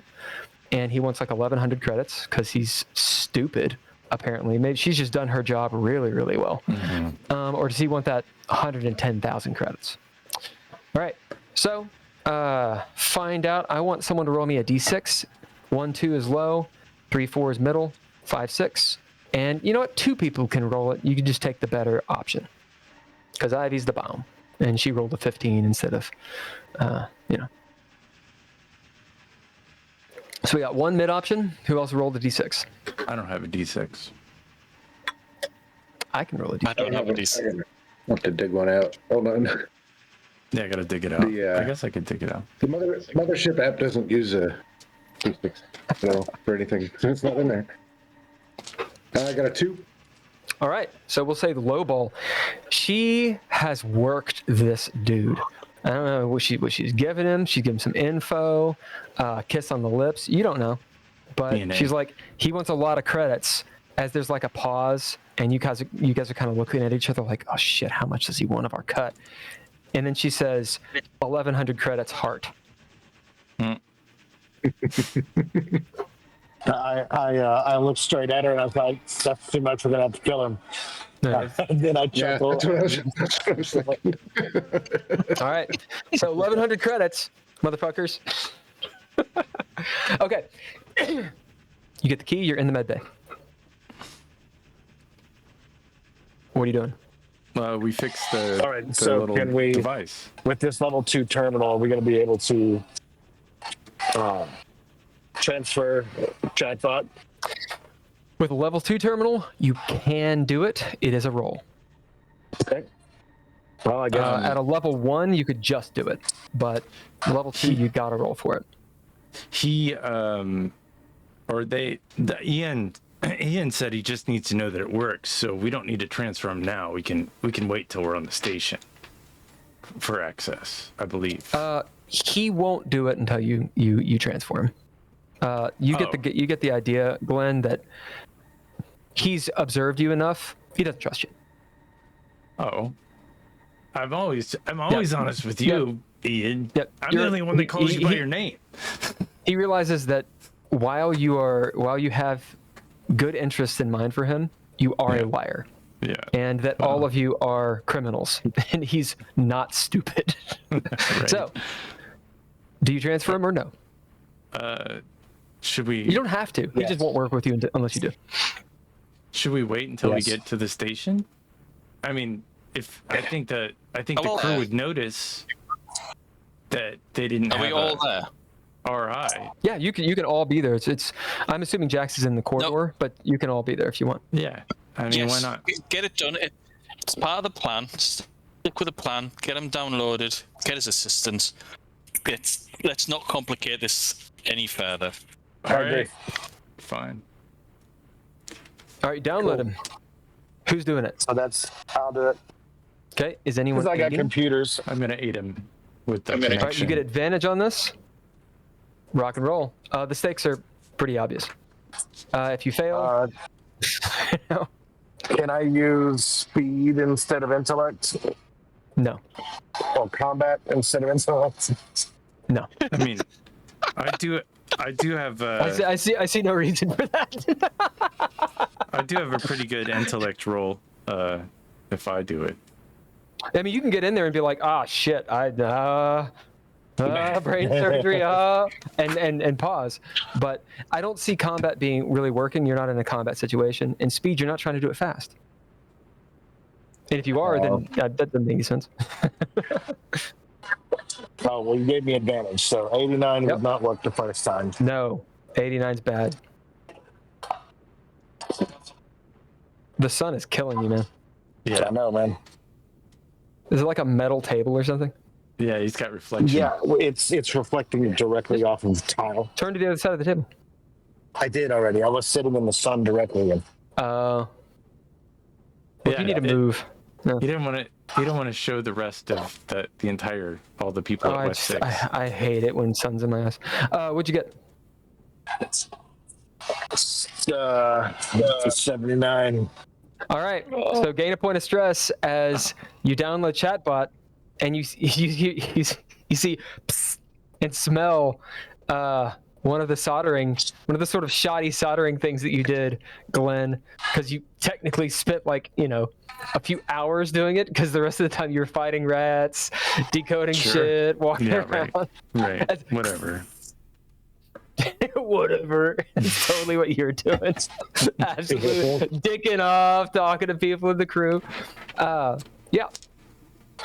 Can I try to fix it? Yeah, you can try to fix it.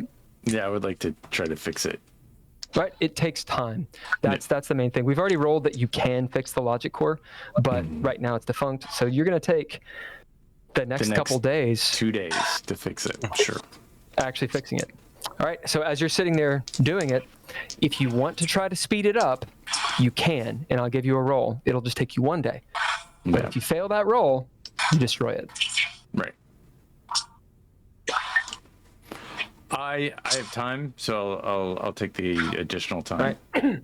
As you take plenty of time fixing this logic core, and you know how, now that you actually see what was weak on it, you know how to fix it, and you can do it properly, and you're taking the time to do it.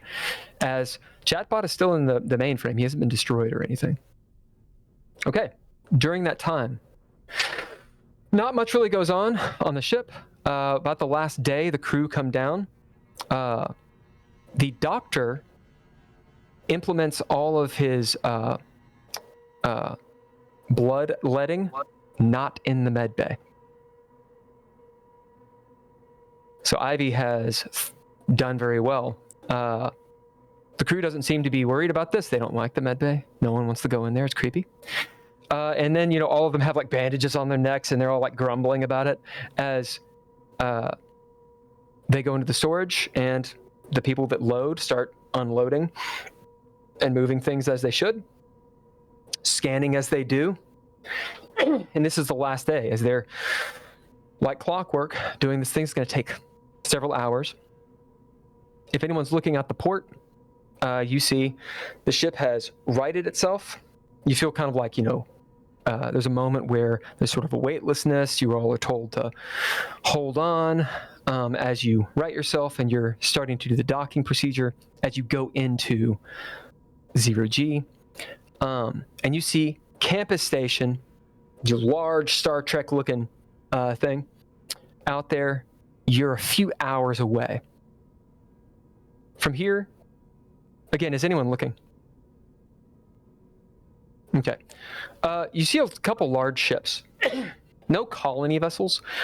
Those vessels, one of them looks like an outfitted, or I should say retrofitted military vessel, like a frigate. Obvious guns, plating and such. Probably pirates, as they're loaded up. You said pirates, probably. Yeah, probably. I mean, it's not military, and it is an armed frigate. Several of the ships going to and fro. You guys are not piped into the command module, so you don't really know what's being said back and forth. But no one seems worried. There's no stress going on. Where are you guys right now? There's two things that I want to be doing in the last half a day. One, if possible, speak to the doctor, because he took a blood sample a week ago. He's in and out. He's in and out. Yeah. I want to get results from the test. Yeah. How long can I go? He'll give you the results in just a second. Yep. What about you, Mark Zero? I'm just kind of, it's everywhere, like just kind of doing my thing. Every once in a while, I'll run into the asteroid and play up with romance he's got going on with Jats. You gained some knowledge from him that pretty much he talks to you about how cool Ivy is and how she's taught him a bunch of games, poker games, and has actually won quite a bit of money from the crew, and how he's really appreciative of you guys because they've had a really easy job, their security team. Pretty much Ivy has made it so that you guys are pulling security. And so they're just not looking. He kind of questions, probes here and there, but for the most part, she's just done her work. Right on. I'll kind of play that off as, I always like to be useful. Yeah. As you see, he says, well, exactly. And that's what I like about you. You don't get paid for it, but you earn your keep. You're really doing your job. Again, I offer you the same thing that I offer to, or I should say, the asteroid offers you the same thing that the asteroid offers to your Enrique. If you want a job, a real job, next to me, you could be security class B4 on the Nova Espero. We get dental. We get dental. Dental. Oh, wow. I'll keep that in mind. Look at this. Looking for that next tier up, but it's not. She's beautiful teeth. Beautiful fucking teeth. But no, I'm also like, you're like, what's his name? Enrique. Great guy. And just so chaos. And then, and that's why, in some room where I can see out the viewport. And you'll be looking out the viewport. You will see something. I'm not going to give you a roll because then that makes stress. So you just, actually, you know what? You see a ship. There's several ships out there, but you notice a freighter. Here's the question. So it's up to you. Do you notice something odd about the freighter or not? This will be a roll if you wish to make it. And I would call it a speed. Speed? All right.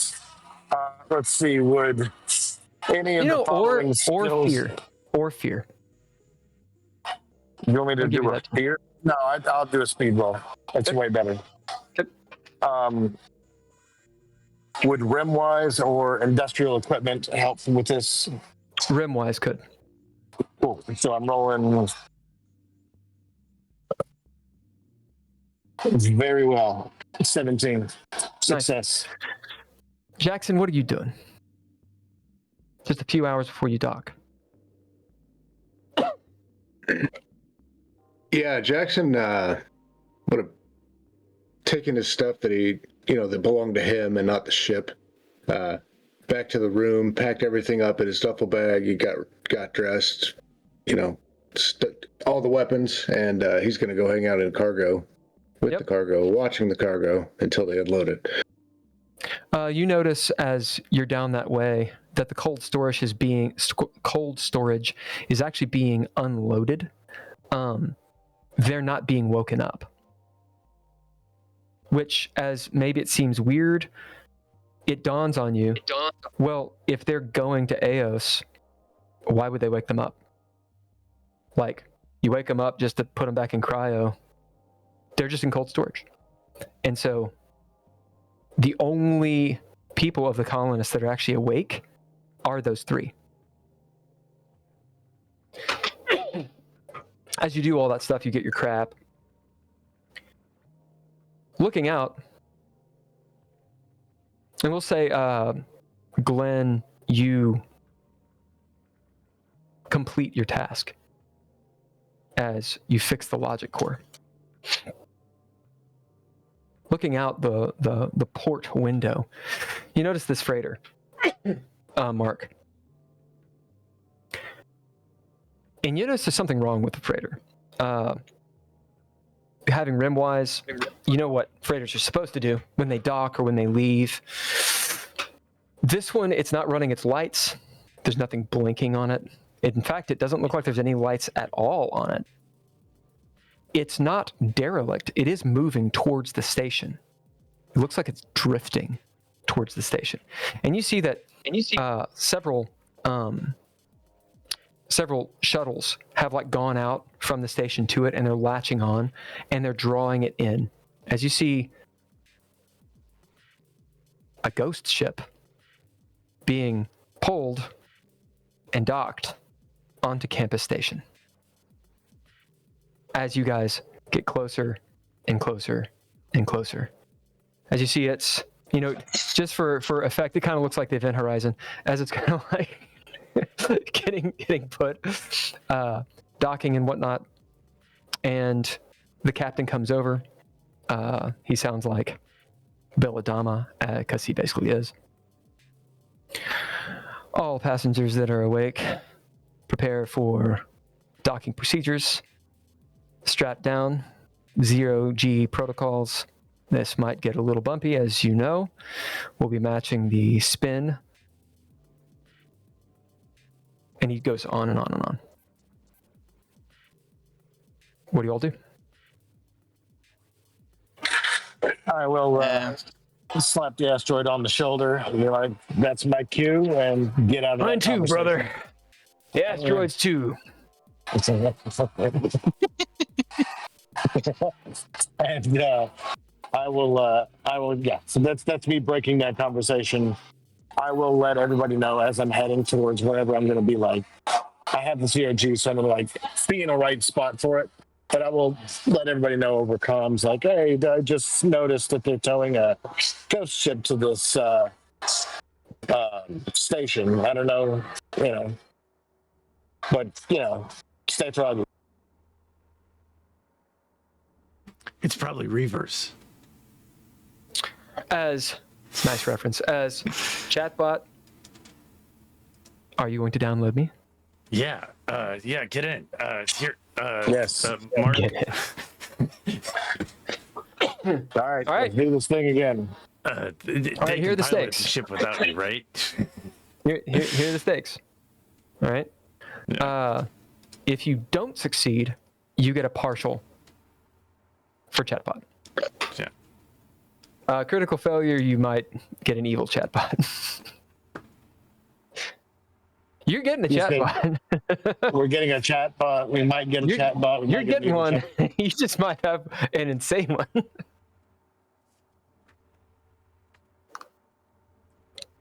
All right. Arthur's not pleased. The gunny's like, not pleased. Who's rolling? It's because it's me that fixed it.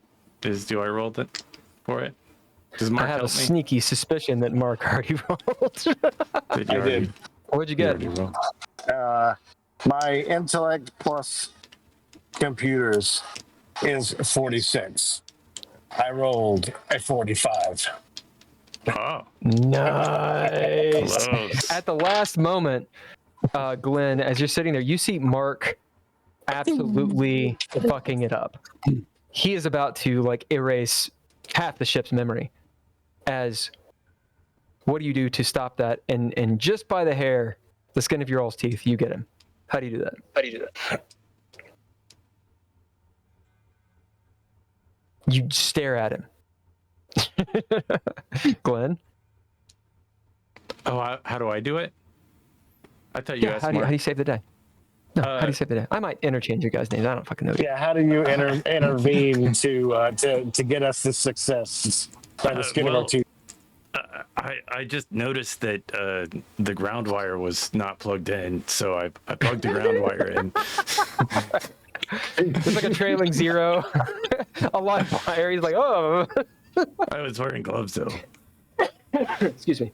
I used my little rod. Indeed. My- As Chatbat, he's now in the logic cores. You see it up here. He is in both places. He's copied himself. And here. All right. What do you all do? I think we it's time for us to leave. I think we get out of here, fellas. I'll go to receiving and pick up the equipment. I will probably need help with it because it's a lot of shit. Yeah, Jackson's there. He's watching the cargo as they're unloading it. He's like with our boxes, like, yeah, just bring it over here. Yep. And Seems so- to go very smoothly. Ivy's down there Probably, too. yeah. She's talking with, people slapping them on the back. Go on. Oh, I was just gonna say, probably run into Glenn. Be like, hey, Glenn, go rent us a sled or a trolley or something. Whatever they got here. A dolly.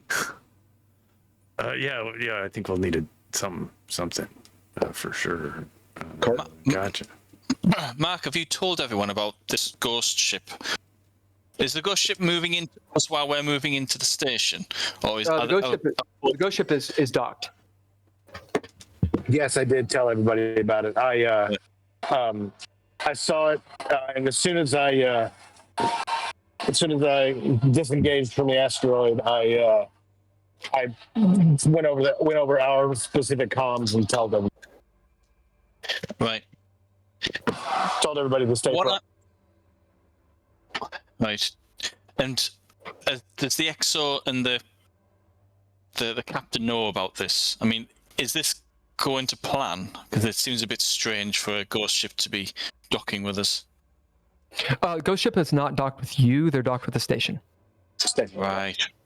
Yeah. Right. It's probably just salvage, Gunny. That could be our new ship. As you guys are getting off of the ship, before you get off, actually you can get off because you're doing the loading and stuff. You're in the secure port where you're not actually allowed to get on the station yet. There's medical checks. There's not VIP. There's duty checks, all sorts of stuff. There are armed guards.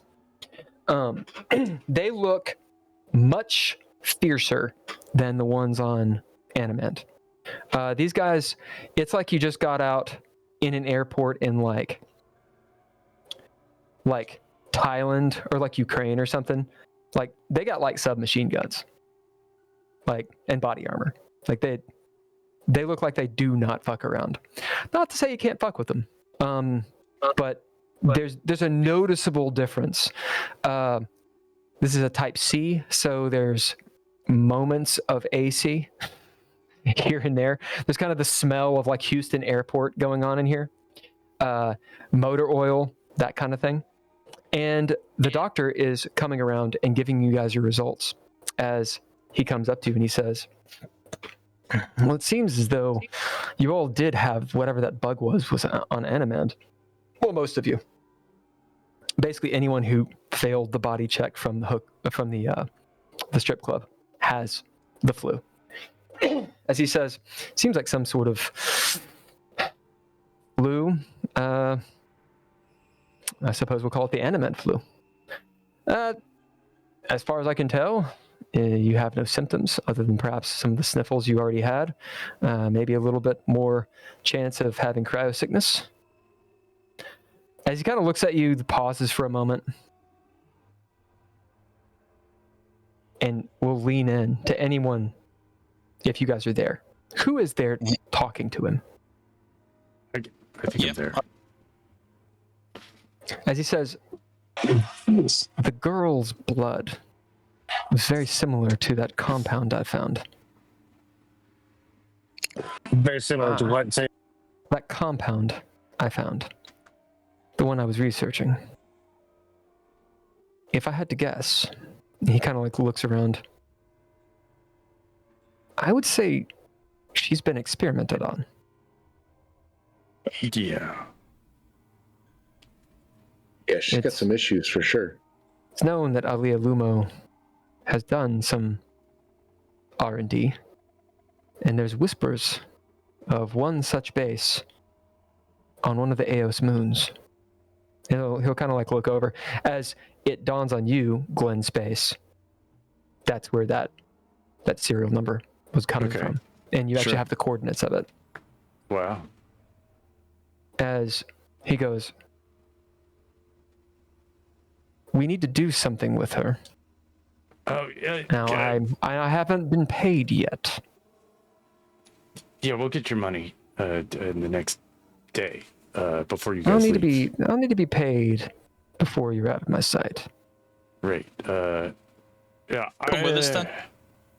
I'll I'll go sell something. I'll go sell some of my stuff and I'll bring Ivy money walks up. back. What's going on? All he needs is money. We need it. I have 50 credits. I don't have that many credits. But we're gonna settle this for sure. Well, I'll be coming with you until I'm paid. Yeah. As Ivy kind of just rolls her eyes. All right, whatever. We need to get our cargo this way. You notice Billy complaining to one of the staff that some of the cargo of their cargo is missing. He's got like a clipboard. He's like, we're missing some of our boxes off to the side. What are you all doing? Get the fuck out of here. Collecting. UFO, let's go. As you guys start heading out towards the line, it's actually a short line because there's pretty much only crew getting on the campus station. And they're checking, they got the conveyor belt. You got to take off your shoes and your belt and the whole thing to go through. You get the two security guards like looking at everybody. They're calm. Before, were you asking us what we were doing, and it must have been like an hour or so before this point, and I said there was two things I wanted to do. The first thing was check for the blood test. The second thing was collect parts of the bombs. Ah, indeed. Yeah, you can easily do it. Yeah, that's not difficult for you at all. You have your bombs in a backpack. Where are you getting them through security is the question. Well, they're not explosives, they're just electrical parts. They themselves don't explode. But they are put together at this point. Whereas before there was parts. Oh, you pull them apart. Pull them apart and they just by themselves they just look like bits and bobs. And security here is actually, while it's good and they know that kind of stuff, if you grease the right palms, they'll let you through. And in fact, you guys will be going through. And the thing is a Class C, these guys know that type of stuff. One of the people, he looks like a tech, like scientist guy, walks up, they flag one of your bags, Arthur. He walks up and he goes, okay, he's very casual. He's like smoking a cigarette. Yeah, what's all these electrical parts? Oh, these. They're like a hobby. Uh huh. I use them to speed up information that goes through cables. Yeah, The cable boosters. speeds. Yeah. Well, I don't know if you know this, but that could all be used to make a bomb. What? He just kind of looks at you. What do you do? Well, I've got no interest in blowing things up. So, Yep. I mean, seems a bit irregular. I mean, what would be needed for, to move things along? You know, you ever tried to fly in the United States? It's a lot worse than this. You can't even bring batteries on those flights.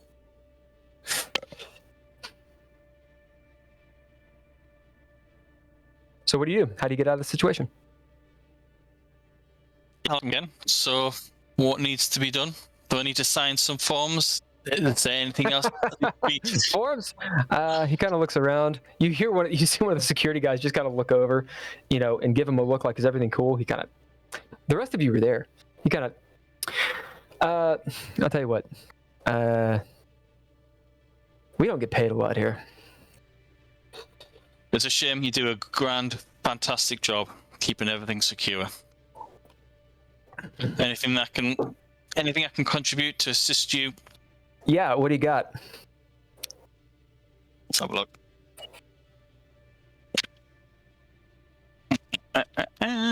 He kind of looks at you all over, and your stuff. You all together? Yeah, I got a bunch of stuff coming through. I got this drone. It's kind of on the fritz. I don't know. It might be something that you're interested in. Yeah, bring it here. All right. As he sets it down, I'll take a look at it. What's in these crates? As you see the crates going through the scanner, it's just you see like a horse. But I mean, if this drone is kind of fun, it works around in space. It works in space. Not paying It works. attention to you at all. As Glenn, you're talking, you're trying to get his attention. He's looking at the horse. What are you using to scan it? Because we needed to.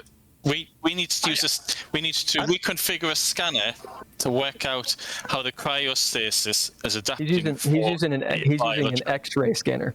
Yeah, I don't really you need guys this were drone looking- anymore. I don't know if you have an interest in a free drone. Go ahead.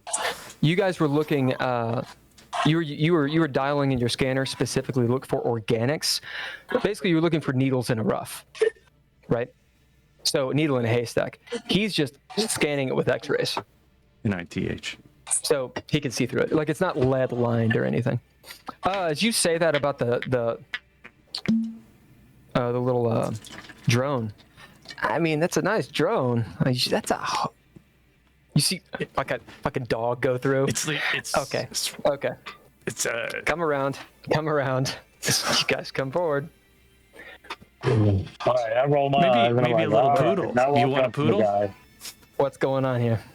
Listen, there's a very wealthy colonist, one of the corpos down on Planet B. He likes his pets. Yeah, AOS B. Yeah. Or not AOS B. Campus B. Yeah. Yeah. We're just here to make sure he gets them. Oh yeah. You guys all look like you work for a corpo. Is the doctor with us? The doctor's with us. Yeah. Isn't he? Oh yeah. Of course he's with you.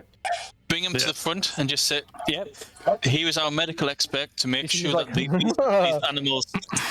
I am Our medical expert. degrees. Is here to make sure that these get to the destination alive. Listen, He we're turns- just trying to be a little discreet about this. You know what kind of corporate things they like to do. I'm not trying to fuck a horse or anything like that, but some people might. We're just bringing it, and we're trying to be discreet. I hear that you're not really interested in us being discreet about this. What can we do? Would you like?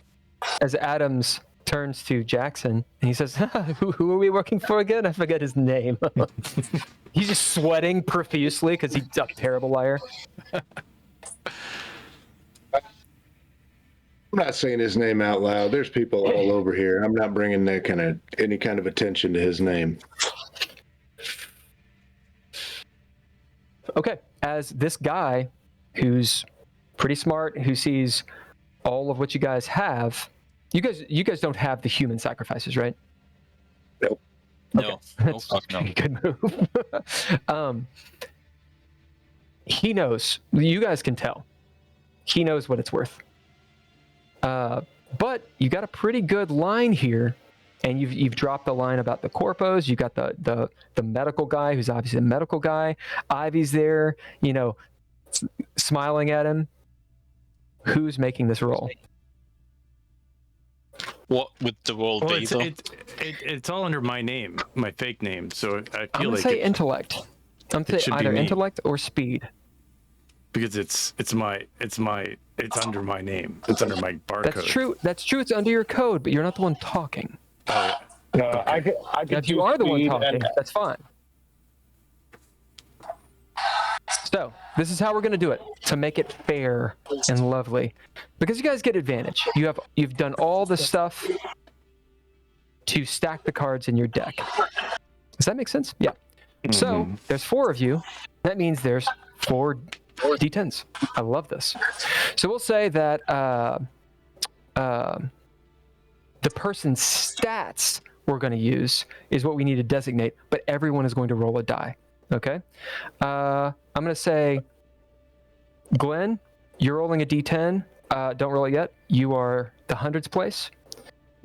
Jackson, you're rolling a hundreds place as well. And then you other 2, you're rolling a tens place. Or sorry, tens place, ones place. You get what I'm saying. Big number, small number. Okay? We'll put them in teams. So we'll say, just because this is my screen, Arthur and Mark, you guys are one set. The other 2 are another set. Okay? Now, whose stats are we using? I have Rimwise, and I also have a really high intelligence of 41. It's up to you all. Who's doing it? Yeah, Rimwise is great. I can't get anywhere close to that. I got Rimwise and speed of 47, so Yeah, Basically, I if think you're trying to lie, kind of quick talk him and get through, then it would be Mark. If you're trying to make a solid deal, it's going to be Glenn. So which one are we doing? I think we make a deal, but I It's up don't to you have all. his stats. I think we quick talk to get through. I don't want to make a deal and lose anything. Oh, yeah. okay. I think we fast talk. Are we fast talking? So Raise your hand if we're fast talking. Oh no, that's 3. right. All right, there you go. The ayes have it. Cool. Everybody roll. Uh-oh. What are the hundreds or the tens places? I Big got numbers. 5. 7. Those are both fails. All right. What did you guys roll? No, I mean, if I'm doing this, I've got Rimwise, which makes the target 57. Oh, nice. Yeah. So what are you guys rolling? Or what do you guys have? The ones. 2. Good, we're using that because mine was an 8. All right. Nice. 52 on the 57. As you can see this guy, he's sitting there, he's looking at Ivy, he's like, yeah, okay, girl, okay, whatever. He's looking at the drone, he's like, that's good. Probably get maybe 5,000-6,000 out of it. He sees, as like the horse goes by, the dogs go by, the goats go by. And he's like, all right, look, I think, some corpo can afford all this. I'm going to need a goat and a horse, pretty sure. What do you say to fast talk him so that you get it all? Because those were the stakes. And you can all talk. That's fine. But what do you all say? I'm not sure you understood when I said our job is to ensure that he gets his animals. That's all of them. You seem kind of. Can't show up short an animal. I start coughing. Anyone say anything? I don't like. You sick? No, I'm not I sick. was like, me too. Oh God. What about you two? Start spitting on the floor. Leave you are a doctor. Yeah. 5, 4, 3, 2, 1. What do you see? Standing there, looking very, very muscular and marine-like, next to Jax, who's been So just saying tough. this, and I'm like, Okay. yeah, I'm backing up his. We shouldn't be a short an animal. Okay. And Arthur? Damn, I've said my bit. One Okay. voice. As Backing them Jack, up. when you say that, he looks at you all. I will take in the drone. As he lets all the cargo through, he takes your drone. You've paid him very well to get a lot of money out. As ding, ding, ding, you see he's looking over the drone and such. Yeah, let him through, let him through. See, he's not really sure about it. He's questioning his decisions as you guys get your dollies. Ivy's like, let's go, let's go, let's go. As you're pulling around, you go through. Doors open up. You see campus station as loads of people. Multiple decks. Think of like a Guardians in the Galaxy movie. People of all sorts moving back and forth. Immediately, the eyes are on all of this. Well, I wonder what's in those storage containers. As Ivy's like, all right, we've got to figure out what we're gonna do and where we're going, lads. As you see, just this maw of scum and villainy, Right. and you also have this treasure trove of stuff. Yeah. You see Ivy look back at the Nova Espero.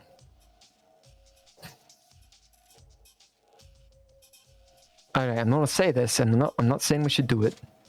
As people are moving, winding in and around you. Some people are actually touching your shit, like looking and stuff. As you see, like you have to bat them off. They're just boxes though, because they can't see what's in them unless No, they've got. they just see big boxes from a ship, and they look like they might have something in them. They I'm don't gonna know. tap on that security detail guys. Like, hey man, I just gave you you got to give us a Oh, little you go detail. back there? The place Or that you no. just fast talked? No. You're You're gonna go back in Yeah. there? Glenn. You don't want me to go back Come on, there? Glenn. All right. Sorry, I was muted. I'm not letting him go back in there. Oh, You can go back in there. We're going forward, moving forward. As you're moving down the way, like slowly, you see like the space McDonald's and shit, all the stuff. There's, the white lane is used for such and such. Stay in the red lane. No, that's the red lane, not the white lane. That's going on, the big PA systems and everything.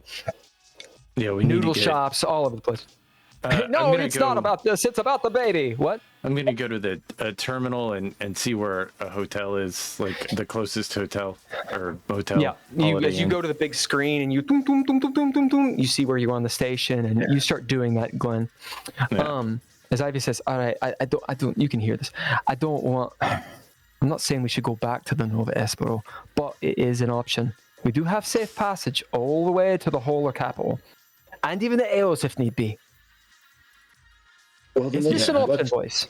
let's hustle, dump these animals here, get back on the Nova Espero, and head back. Yeah, I think we can sell them all here.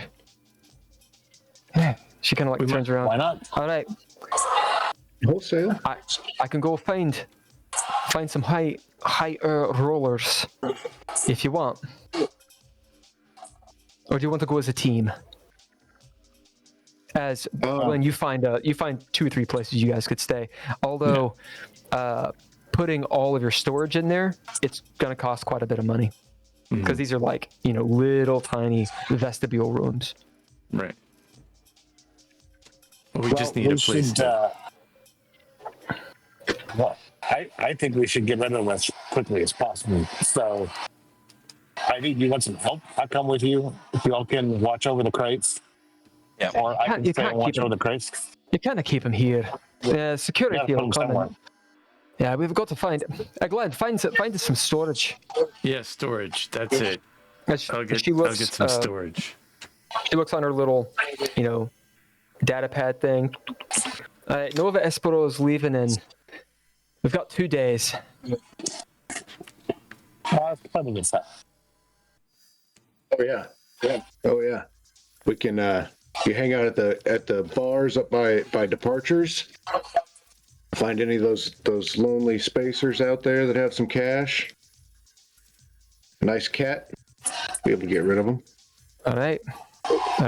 Sounds like a plan. We got a place to stay, Glenn. As you're looking around, you find 2 or 3 places you guys could stay in, a couple storage units. We'll get to the prices later. Close as possible to each other. Airport dive. As you do, and this is where we're going to end since we're at time. This is a pretty good spot as you guys have made it to campus station. Yay! Type C port, in the event you want to do a little bit of shore leave, you could once you're set up. You'd have like a day to be able to do it if you want, or if you want to rest, that kind of thing. Beyond that, you know, the other 100-ish colonists are on this campus station. If they're not here right now, they're about to be, and they're going to load up on the Nova Espero. You have what if we 2 days offer, before they leave. what if we offer to sell these animals back to the colonists? It's not the same ones. We could. We just switch crates and then sell them to the other ones. So you guys have plans upon plans. Ivy's sitting there. You know, you've all got some noodles. And as far as you can tell, you've gotten away scot-free thus far. Glenn has gotten you guys some quarters. They're not really nice because it's a Type C. It's very cramped. It's like Hong Kong cramped. And nearish to, so like within like a 5-minute walk, is the storage units that are locked that you guys can put your stuff up. We'll work out what the credits are. It's going to be expensive. Not like the worst expensive, but everything in this is expensive. And they're pretty standard prices. So the question is, how do you get that money? So do you guys have any credits on you to pay for those things? I have 50 credits. Anyone else? Got any credits? All right, so it's looking like you're either going to be wheeling and dealing or you're going to be looking to Ivy to do this. Also, Dr. Adams is with you. Yeah. He needs his money. And he wants that 1,100 credits. Yeah, we'll get it to him. He's demanding interest and for the weight. And so he wants, Ivy says, I'm just going to buy you noodles. You'll be fine. Don't worry about it. We'll make it 112. 100 credits. Oh my God. It's like he's never seen money. Yeah, so right now, you guys can't pay 4 rooms. You have them, you know where they are. And you can't pay for storage. So you're sitting in like the noodle shop. Yeah, what do we need for storage? One of you's like sitting on some of the crates. There's no storage. You got your shit in a hallway. Yeah, no, what kind of money do we need for credits for storage? I'll have to look it up. But I mean, probably a few thousand. Oh, wow. That's a lot. But I don't know. Yeah. We will have to look that up. Yeah, we'll figure it out. Miller, do you know? Well, I would think on a Class C, it wouldn't be very expensive, but it also wouldn't be very secure. Yeah, that's the issue. Somebody had to stand watch all the time. Let's see. I don't remember ever seeing like storage container rental. Well, yeah, whoever's on watch has got free accommodation because you'd be sleeping with the crates. Yeah, Jackson's totally okay with that. Yeah, and we got the day in front of us, so you know we could go ahead and try to sell some stuff before, you know, to get us moving. Yeah, that's true. So I'm more than happy to stay in the crates. I think I'll take probably the best people. I feel like I'm not really a fighter, so if somebody comes trying to steal stuff from us, maybe that's not me, but maybe I could go and sell a small animal to maybe somebody who's rich on the station somewhere. Yeah, you make the deal and you bring them back to the storage locker and you make the exchange. Yep. Well, I don't know if we should take them here. Where there will We should be keep this two location full secret. Yeah, yeah. Meet him at the noodle shop. Yeah, the noodle shop Whatever. is better. I love it. This book has everything else in here. Does it not have anything for like storage or rooms or any of that stuff? Not really. I think just shore leave, but that covers all the accommodations. You know what? It might be. They might have some stuff in Maybe the warden's book. Pound of Flesh. Let's see. Yeah, Pound of Flesh. It's one of the modules. One of the older modules. Pound of Flesh. There's a huge space station on there called Prospero's Dream. That's actually what they're focusing on for Mothership Month next month. Yeah, in October. Well, so we'll figure out what that is because no one knows right now. And Type C is pretty minimal.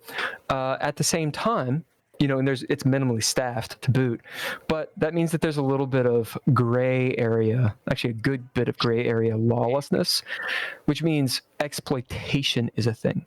And the fact is, you guys have, 26 crates, several of which are actually large. And, they're on little skiffs that you can move about, but moving these things suck. Just imagine moving 2 pieces of luggage in a backpack in an airport. Like that in and of itself can lock you down. You can't move very quickly. There are crowds everywhere. You move extremely slowly. Not to mention, these are not nice people. Some of them are fine, but some of them are straight up criminals. It is obvious people are looking at you. I don't mean like everyone, but I mean, here and there, people are looking down the way. No one is making moves per se, but people want to know this group of obvious Marines and a doctor with 25, 26 big old crates. They wonder what you're doing. And you're hanging outside of a noodle shop. Out of the ordinary. I'm sure it can't be too out of the ordinary. Yeah, it's not super out of the ordinary. That's actually a good point. There's shit going on everywhere. It's not like you're like isolated, but you all look like a security detail covering important shit. Yeah, so and that should be understood. We will be moving the stuff like the 3 of us, but we will also. I will look over at Ivy before we get too far, and I'll be like, "All right, let's go ahead and arm up out of your little box while we're here." It's not a bad idea. As you guys will get your whatever guns you have. If you have armor and you want to put that on, you can put it on. Now is probably a good time. Armor. Yeah, no, I won't. No, you don't need yours on. And yeah, you guys are kind of like dressed up. It's kind of uncomfortable. You've been here for a few hours. You're fed. There is a point where the noodle shop guy is like, what are you doing? like, Interested in a real live goat, my friend? And that's where we're going to end. I love that. That's perfect. So that's where we're going to start next time. Yeah. Very well done, everyone. You got the goods. That was fun. Heist complete. Can you get away with it? Obvious things to think about. If the colonists, obviously Billy was looking around. If they come looking, that derelict ship, the quote-unquote ghost ship, there's that. And then the potential of the longer you're here with these goods out in the open, the potential for people messing with you increases. So that's kind of the situation. Also, you have the doctor, which right now he's pacified, but if you wait too long, he's going to start getting antsy and maybe doing what you don't want him to do. So think on all this. How are we next Monday? Are we we're good to meet? Yeah, I'm good. I will, as closer I get to Monday, I may actually have to roll in a little late. But the idea is that I'll be on the road, so it should be fine. Cool. In that case, are we still online, on air, Ken? Yep. Excellent. Everybody, thank you for watching. If you watched, if you didn't, that's fine too. We're playing Mothership, which is a Tuesday night. That's with a K game. You can check out Mothership on their website. Just look up Mothership, TTRPG or whatever. They have tons and tons of materials. We are the Dreadies at present. This is the Geeky Gamer Podcast. Want to thanks to all lowercase letters for the music, Couchfire Media for all the switching and the cool effects. Want to thank the cast of Mothership. That is Miller, Sketch, John, and Kennetha. And we will be back next Monday, right around 1 p.m. Eastern Standard Time. Yeah, there's a whole thing with Twa Replay Productions, but we're trying to phase them out. We're wondering if they're going to notice. I don't think they will. Just so you guys know, we're on YouTube and we're on Twitch. We'd love it if you followed us and all that good stuff. Leave us a comment. We have Patreon and all that. It's patreon.com/dreadlore. That's LORE. All that helps. And if that's not your speed, that's fine. Thank you all. Bye.